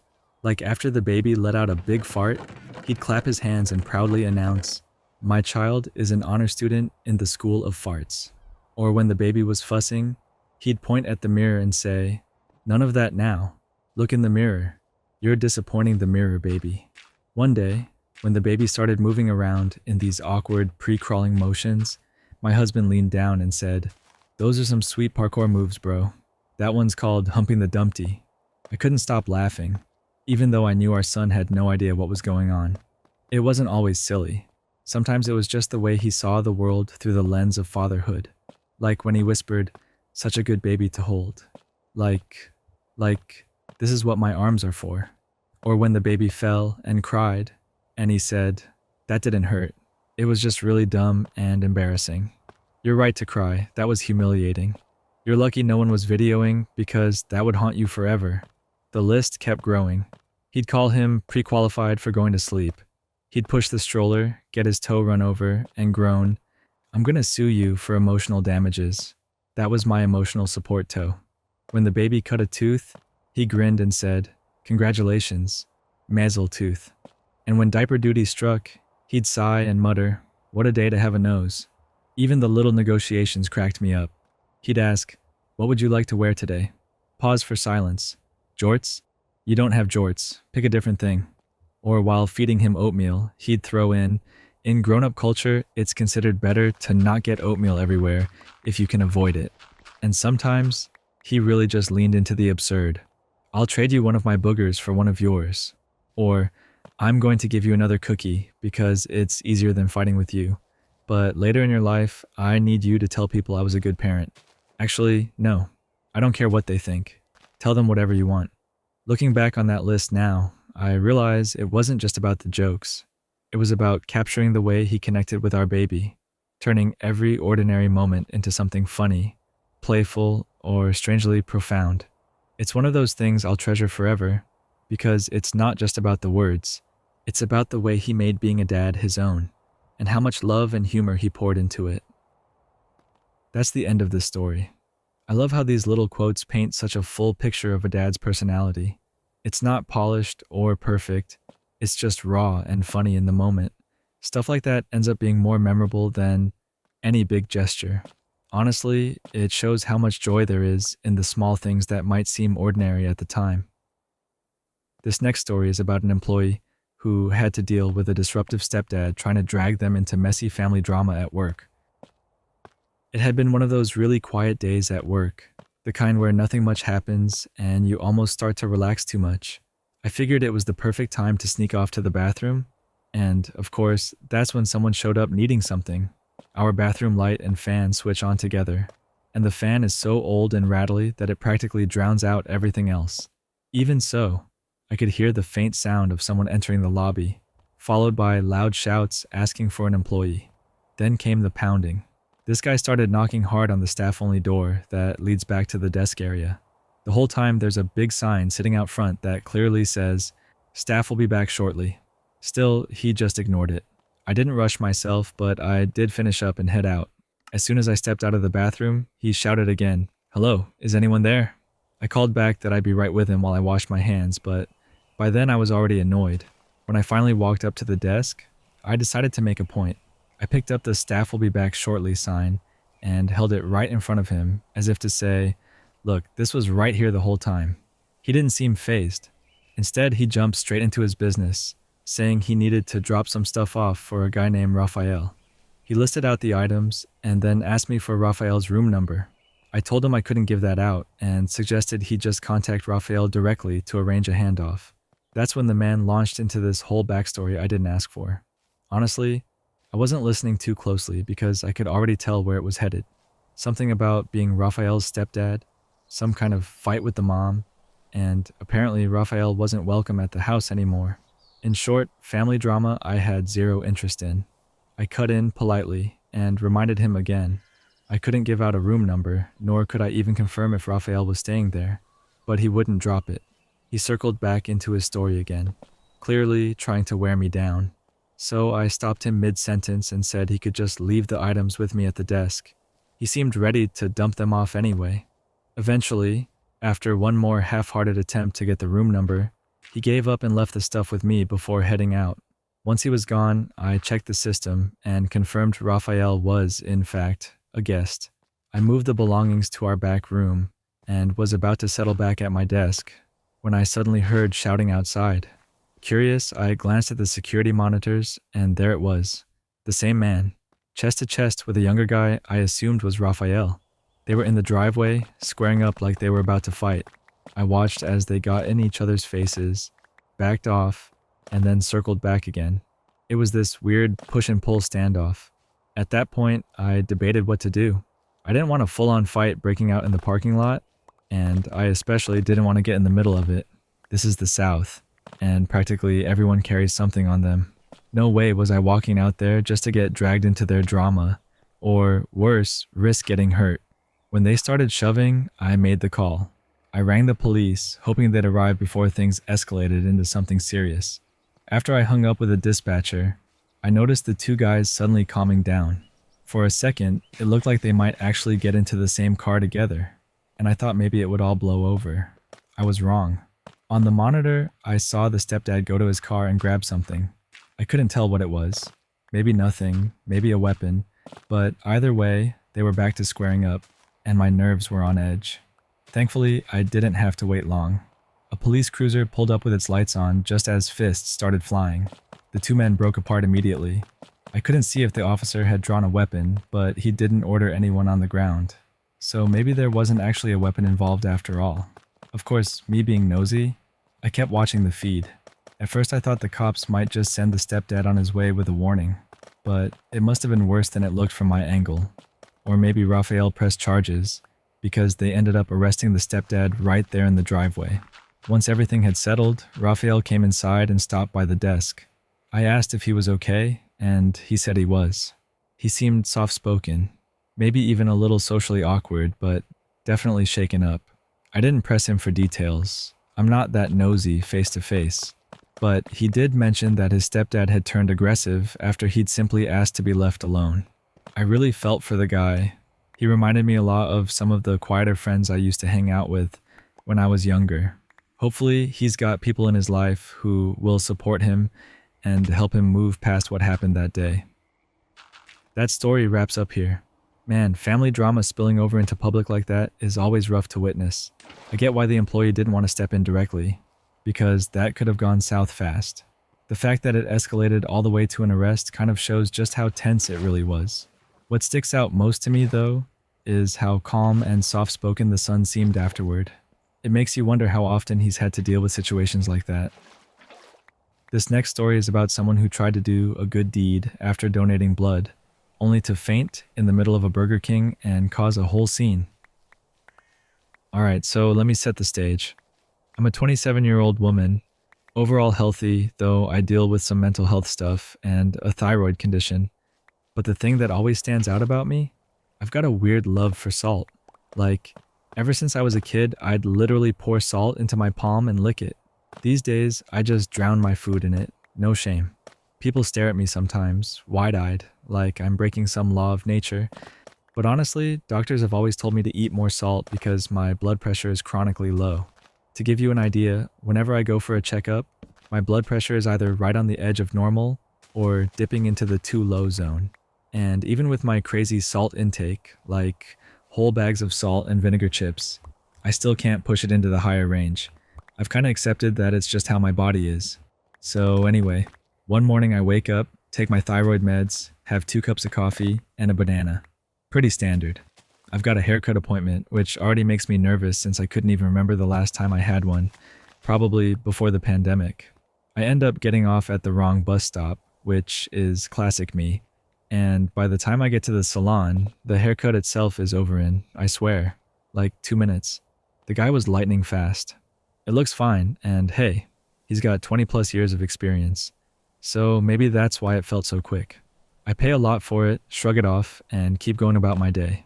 Across the street though, I see a blood donation bank, and at that point, I knew what was coming. See, ever since I turned 18, I've tried to donate blood a few times a year. By now, I've attempted it at least 27 times, but only one donation had actually been successful. Usually, my blood count is too low, and they send me away with advice like, eat more red meat and try again later. Still, I keep trying because I want to help however I can. So I fill out the forms. No tattoos, no trips to Congo, no risky stuff. They prick my finger, run the test, and surprise. My blood levels are good enough this time. I'm thrilled. They check my blood pressure, 90/70, which is just my normal, and tell me I'm fine to donate.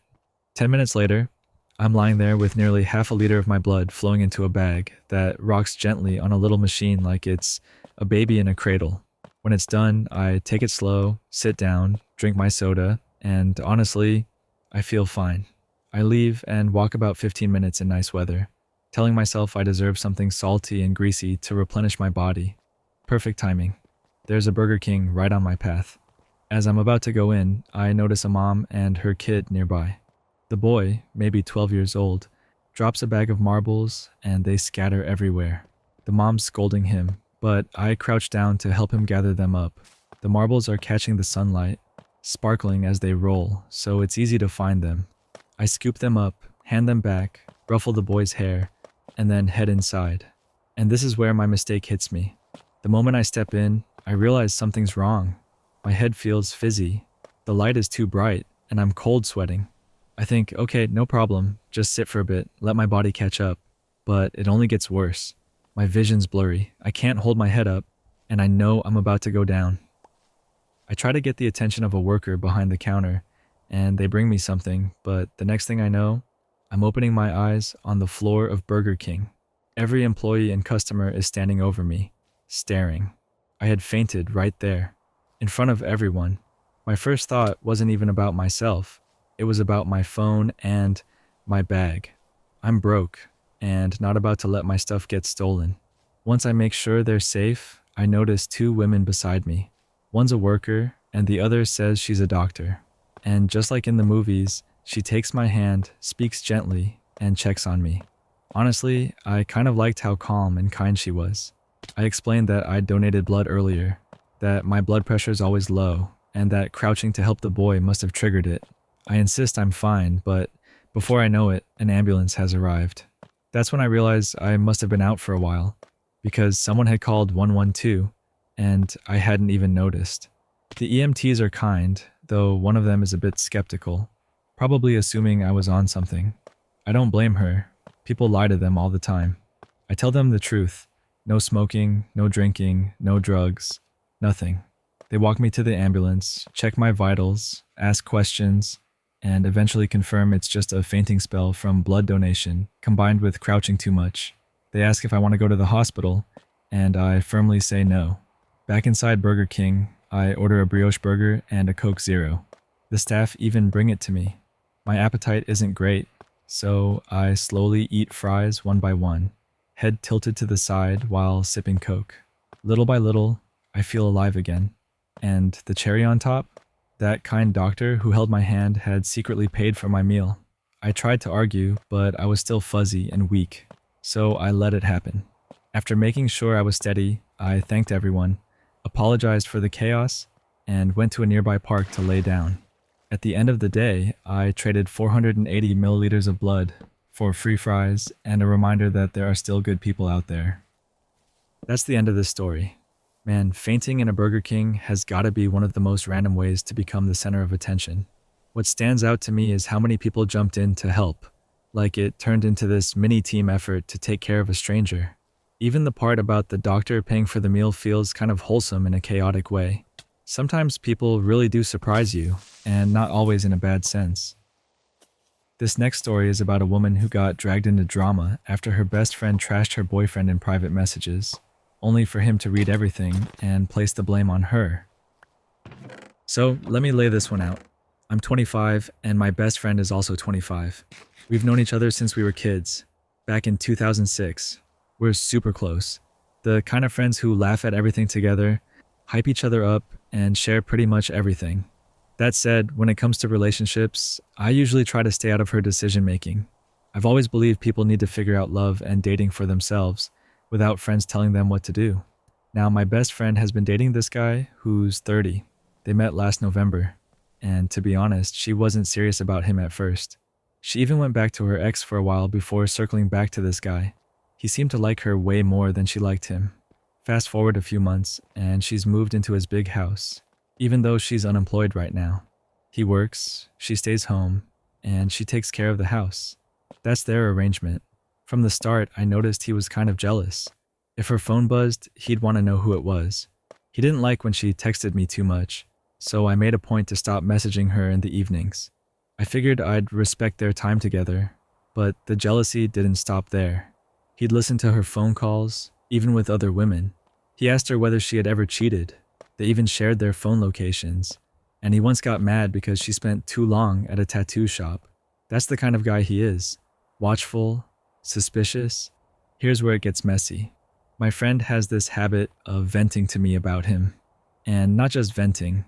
She straight up calls him names, makes fun of his looks, and jokes about all the little things that give her the ick.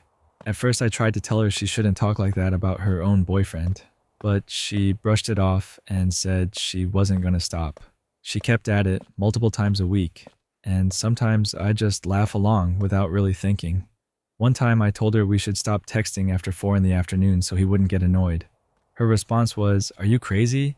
I've known you since we were 6. I've only known him a couple of months. He's ugly, and he has to accept both of us." That's the kind of stuff she'd send. And of course, I'd sometimes laugh at her jokes, maybe throw in a small comment. I wasn't hating on him myself, but I was there in the conversation, which makes me guilty by association. Then the bomb dropped. She left her phone out one day, and he went through her messages. He read all of it. Every insult, every laugh, every sarcastic comment about his looks, even some personal stuff she told me about him. And let's just say, he did not take it well. According to my friend, he confronted her, saying he read a message where she called him ugly. He also accused me of saying things or laughing along. He even claimed she sent me too many pictures of his face just to make fun of him. She tried to cover it up by telling him we have a special kind of humor that he was taking out of context, but he was furious. She told me later that while he forgave her because he loves her, he didn't forgive me. He apparently said things like, "Why is she even texting? Doesn't she have her own life? She should find a man." Funny enough, a few months ago he was telling her that I was good looking. Now suddenly, I'm the enemy. The worst part? I have to visit her house soon to help her with something, and she warned me that he might say something. She said she'll defend me, but honestly, I don't even want to be in that position. It's her relationship, not mine. Yet, somehow I'm caught in the middle of this toxic triangle. Since then, things between them have only gotten more strained. He's been picking at her more, being meaner, probably because of what he read. She's confessed to me that she feels trapped in the relationship. She even admitted she never truly loved him, but she moved in because she doesn't like being alone. She said he's basically a pit stop until she figures out her life. Meanwhile, she continues to bash him daily, call him names, and tell me embarrassing things about him. For me, it's exhausting. I don't even want her to come stay at my place anymore because I don't want to get pulled deeper into her drama. She doesn't really have anywhere else to go.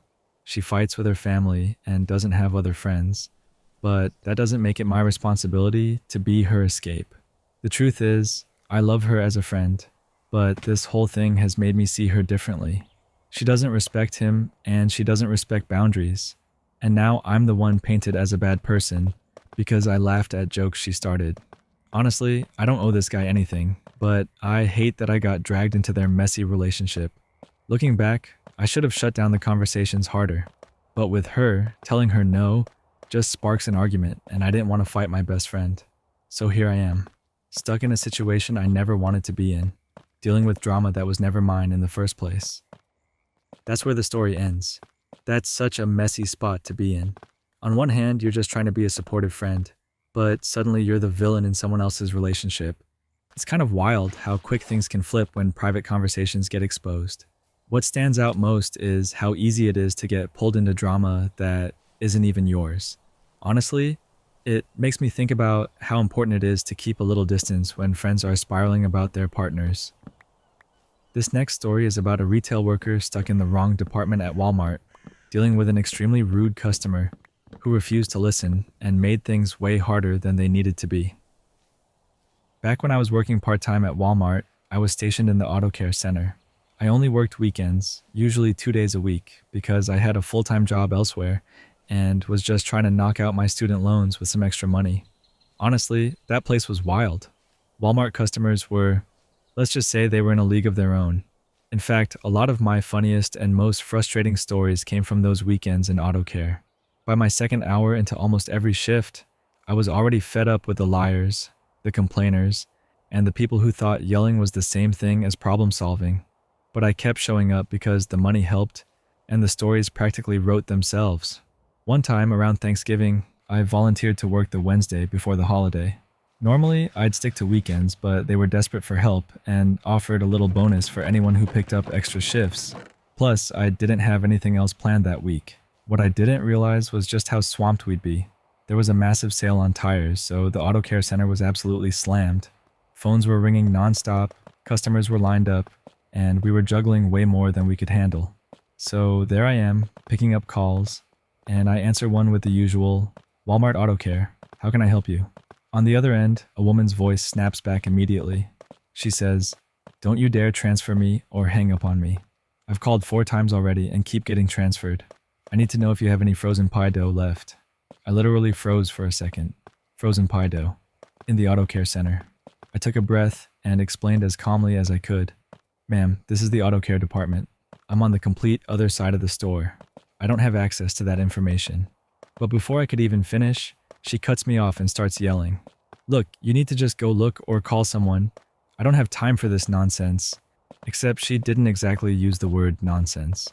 She was calling me names, dropping insults, basically acting like it was my personal fault she couldn't find pie dough. At that point, I was already irritated from the chaos of the day, and she wasn't making it any easier. I just said, "Hold please," and tried transferring her call up front where someone in groceries could help her. The problem was, no one up front would pick up. The phone just sat there, ringing and ringing, until it started beeping back at me. My manager walked by and saw the phone still blinking. He asked me what was going on, so I explained that it was a lady asking about pie dough. I had tried to transfer her, but no one would pick up. He shrugged and told me, "Just pick it up again and tell her to call back. We can't do anything from here." I sighed, because I knew this was going to be fun. I was already annoyed, and this lady was already rude.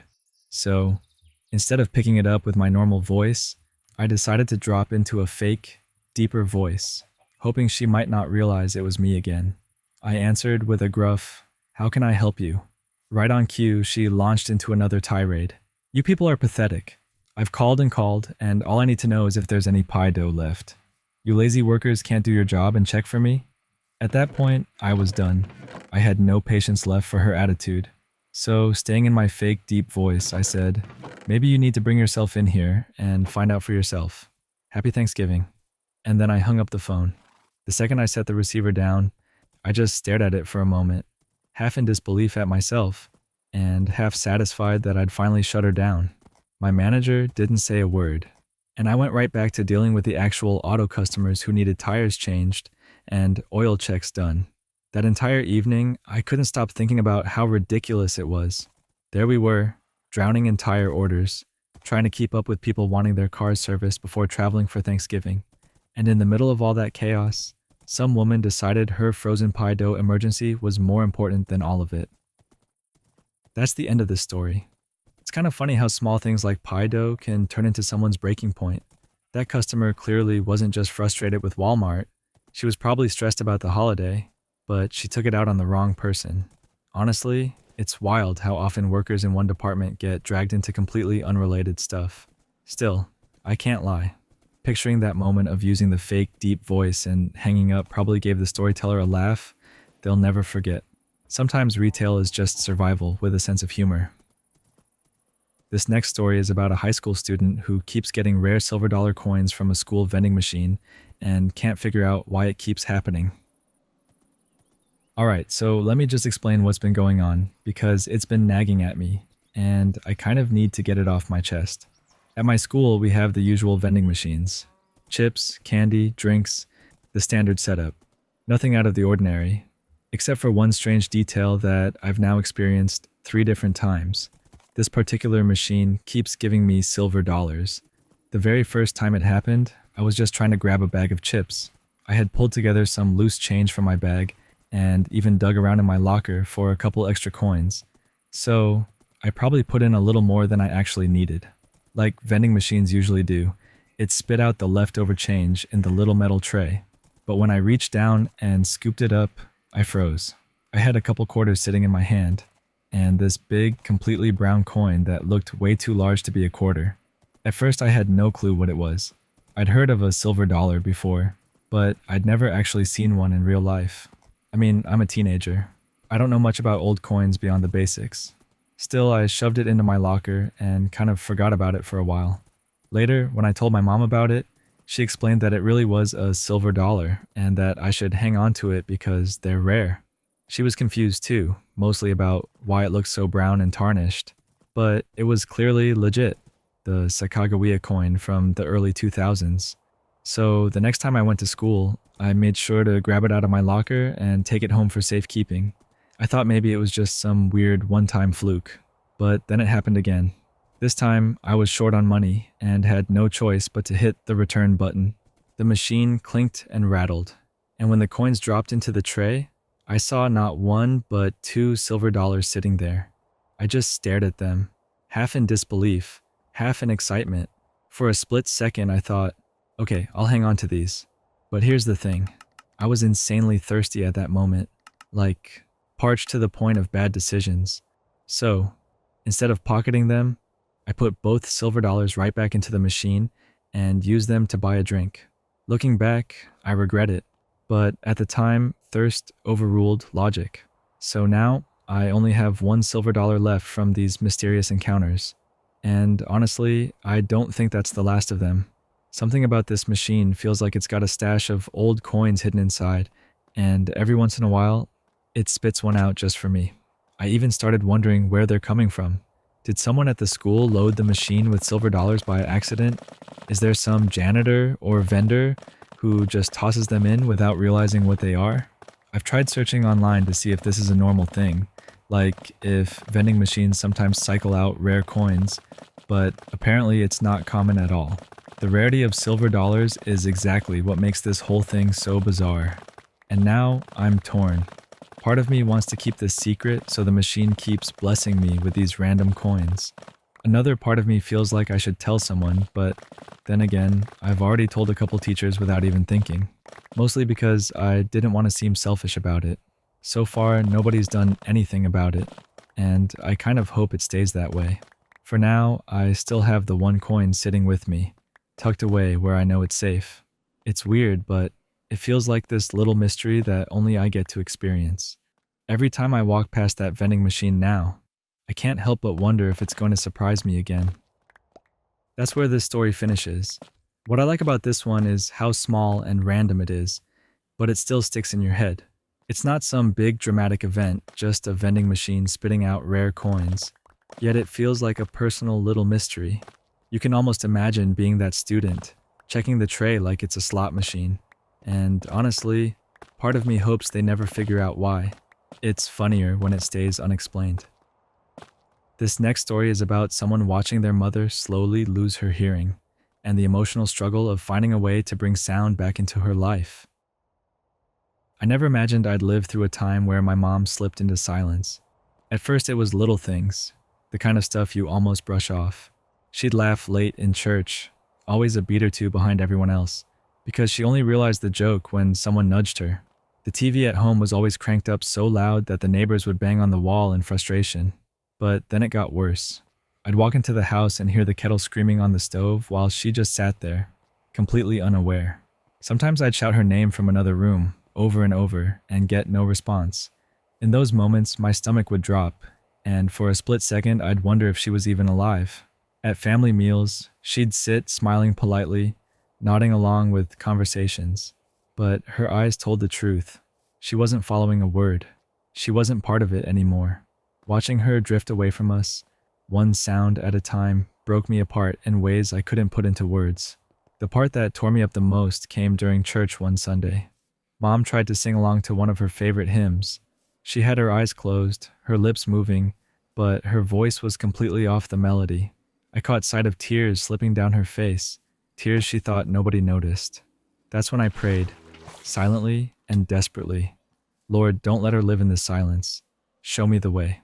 Not even a week later, one of the women at church pulled me aside.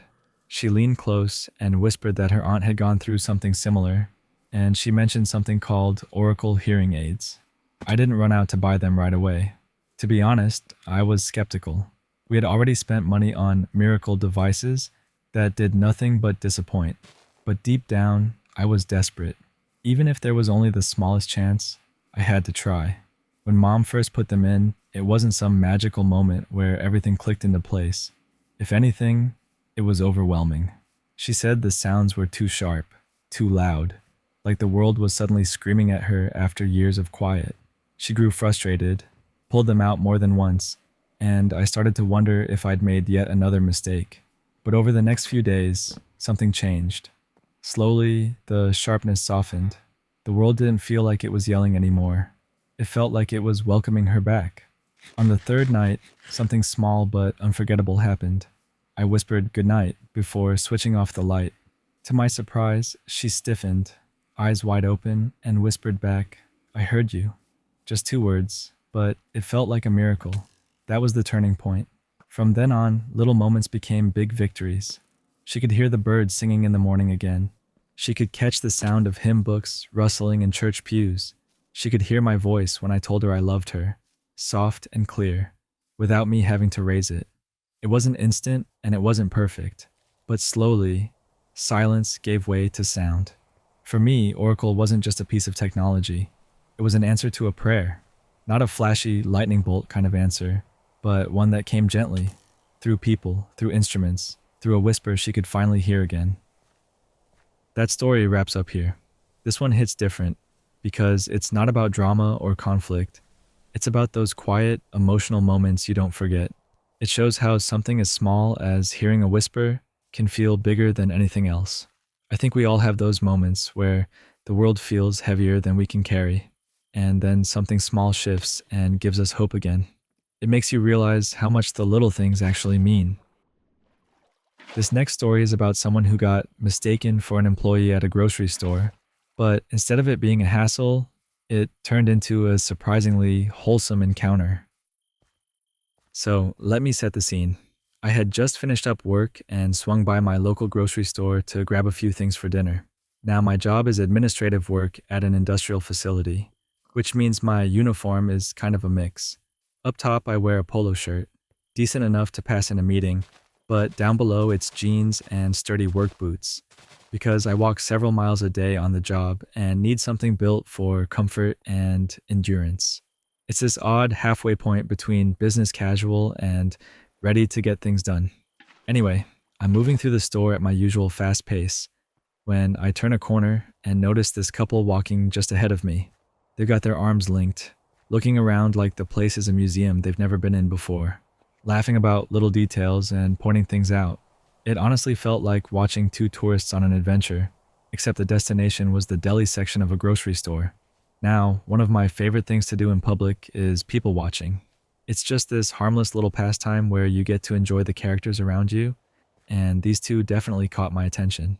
I slowed down a little just to let them take the lead, soaking in their energy. They were clearly out of place, but in a really charming way. At one point, the woman turned around mid-stride and spotted me just a few steps behind them.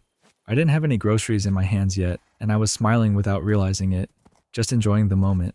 She locked eyes with me, and I gave her an even bigger grin in acknowledgement. That tiny cue was apparently all she needed, because she stopped and asked me the classic line, "Hi, do you work here?"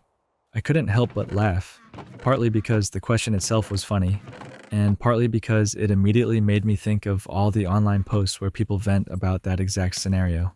I spend way too much time on the internet, so of course my brain jumped straight to that connection. Without even thinking, I shot back, "Nope, but I could play a manager on TV. Where are you trying to go?" That line absolutely cracked them up. Their laughter was so genuine and infectious that I found myself laughing right along with them. It was this unspoken moment of strangers sharing humor, and honestly, it felt good to play into it. They told me they were trying to find the deli, and luckily, we were already heading in the right direction. I pointed straight ahead and used a few landmarks to guide them. "See that red sign? Just make a right at the sign and you'll be there." They thanked me in unison, all cheerful and appreciative, before marching off in the right direction with their newfound sense of purpose. I kept trailing a little behind, partly to make sure they didn't get turned around, and partly because, well, I was still enjoying watching their little journey unfold. When they passed the last wrong turn they could have possibly taken, I walked past them and tossed out, "Hey, are y'all following me?" My tone was light, half joking, and of course it set them off laughing all over again. I wished them well, and ducked into another aisle to grab what I actually came for. But even as I wandered off, I could hear them behind me, still replaying my line about being a TV manager. One of them said through laughter, "He said he could play one on TV. Did you hear that?" By the time I got home, I had my dinner fixings in hand. Dinner itself was fine, just decent. But honestly, that quick, silly encounter with those two strangers made it feel like the best meal I'd had in a while. Sometimes you run into people who just brighten your day for no reason other than being themselves. And moments like that remind me that, yeah, there are still plenty of good people out there. That's where the story ends. This one just leaves you smiling, because it shows how even a random grocery store run can turn into a highlight of the day. It's not about anything big or dramatic, it's just strangers sharing a laugh and walking away happier. It makes you realize those little connections can feel just as good as a big win. Honestly, that's the kind of story you don't forget right away. This next story is about a hotel worker stuck juggling nonstop phone calls, dealing with clueless third-party reps, and entitled high-tier members who didn't understand even the basics of checking in. So this was my first shift back after a couple of days off, and I didn't realize how drained I still was until the phone started lighting up like fireworks. I had spent about 90% of those 2 days just sleeping, and apparently it still wasn't enough to prepare me for what was waiting. Normally, the calls at this property aren't too bad. In fact, in over 3 months, this was only the second time I've ever had to use both Hold 1 and Hold 2 at the same time. That's saying something. But sure enough, within the first stretch of my shift, I had 2 calls waiting, and both of them were already wearing me down. Hold 1 was a third-party rep calling on behalf of a guest who wanted to do a mobile check-in but couldn't figure out how. Hold 2 was a high-tier rewards member, or rather, the husband of one, trying to do a mobile check-in without actually using the app. In other words, both calls were people asking me to explain the most basic hotel processes as if they'd never traveled before. First, I picked up Hold 1. Thankfully, I already knew what I was walking into because I had seen my GM pull up the reservation earlier in the day. That saved me a little grief. The rep immediately launched in, "The guest is trying to complete a pre-arrival check-in and is unable to do so. What does the guest need to do to complete this?" I took a breath and explained, "The guest is on a third-party reservation and they're not a member. Even if they were a member, they would still need to come to the desk to check in because we require a card swipe for incidentals." The rep paused, then asked, "What are incidentals? Is it a fee or something?" At that point, I fully understood why so many third-party guests are shocked when incidentals come up. I tried to keep my voice even. "It's a security deposit, $20 per night." In my head, I wanted to scream, Almost every hotel in the US has incidentals. How do you not know this? But instead, I wrapped up the call politely, wishing the rep a good day and moving quickly to hold 2 before I lost my patience completely. Now, hold 2 was a different beast. The reservation was actually in the wife's name. She was the member, not the husband who had called. I confirmed the reservation and saw there was no mobile check-in completed. The husband wasted no time. We're arriving in an hour and we want to go ahead and check in. I explained calmly, if you had completed a mobile check-in, I could pre-make your keys. But since it's a points reservation, I'll still need you to come to the desk to swipe your card for incidentals. He didn't like that, not at all. You can't just check us in, not even for a high-tier member. The card is already on file. Brand name has all my information. Can't you just use that? I shook my head at the screen, though of course he couldn't see that. No sir, my system won't allow me to use the card on file for incidentals. It's brand name policy. That's when he launched into a tangent. For several minutes he lectured me, basically saying, this is ridiculous. We're not just nobodies off the street who don't know what we're doing. And in my head I'm thinking, you are literally the second highest tier, and you don't even know how a points reservation works. How is this real life right now? But out loud, I kept it professional.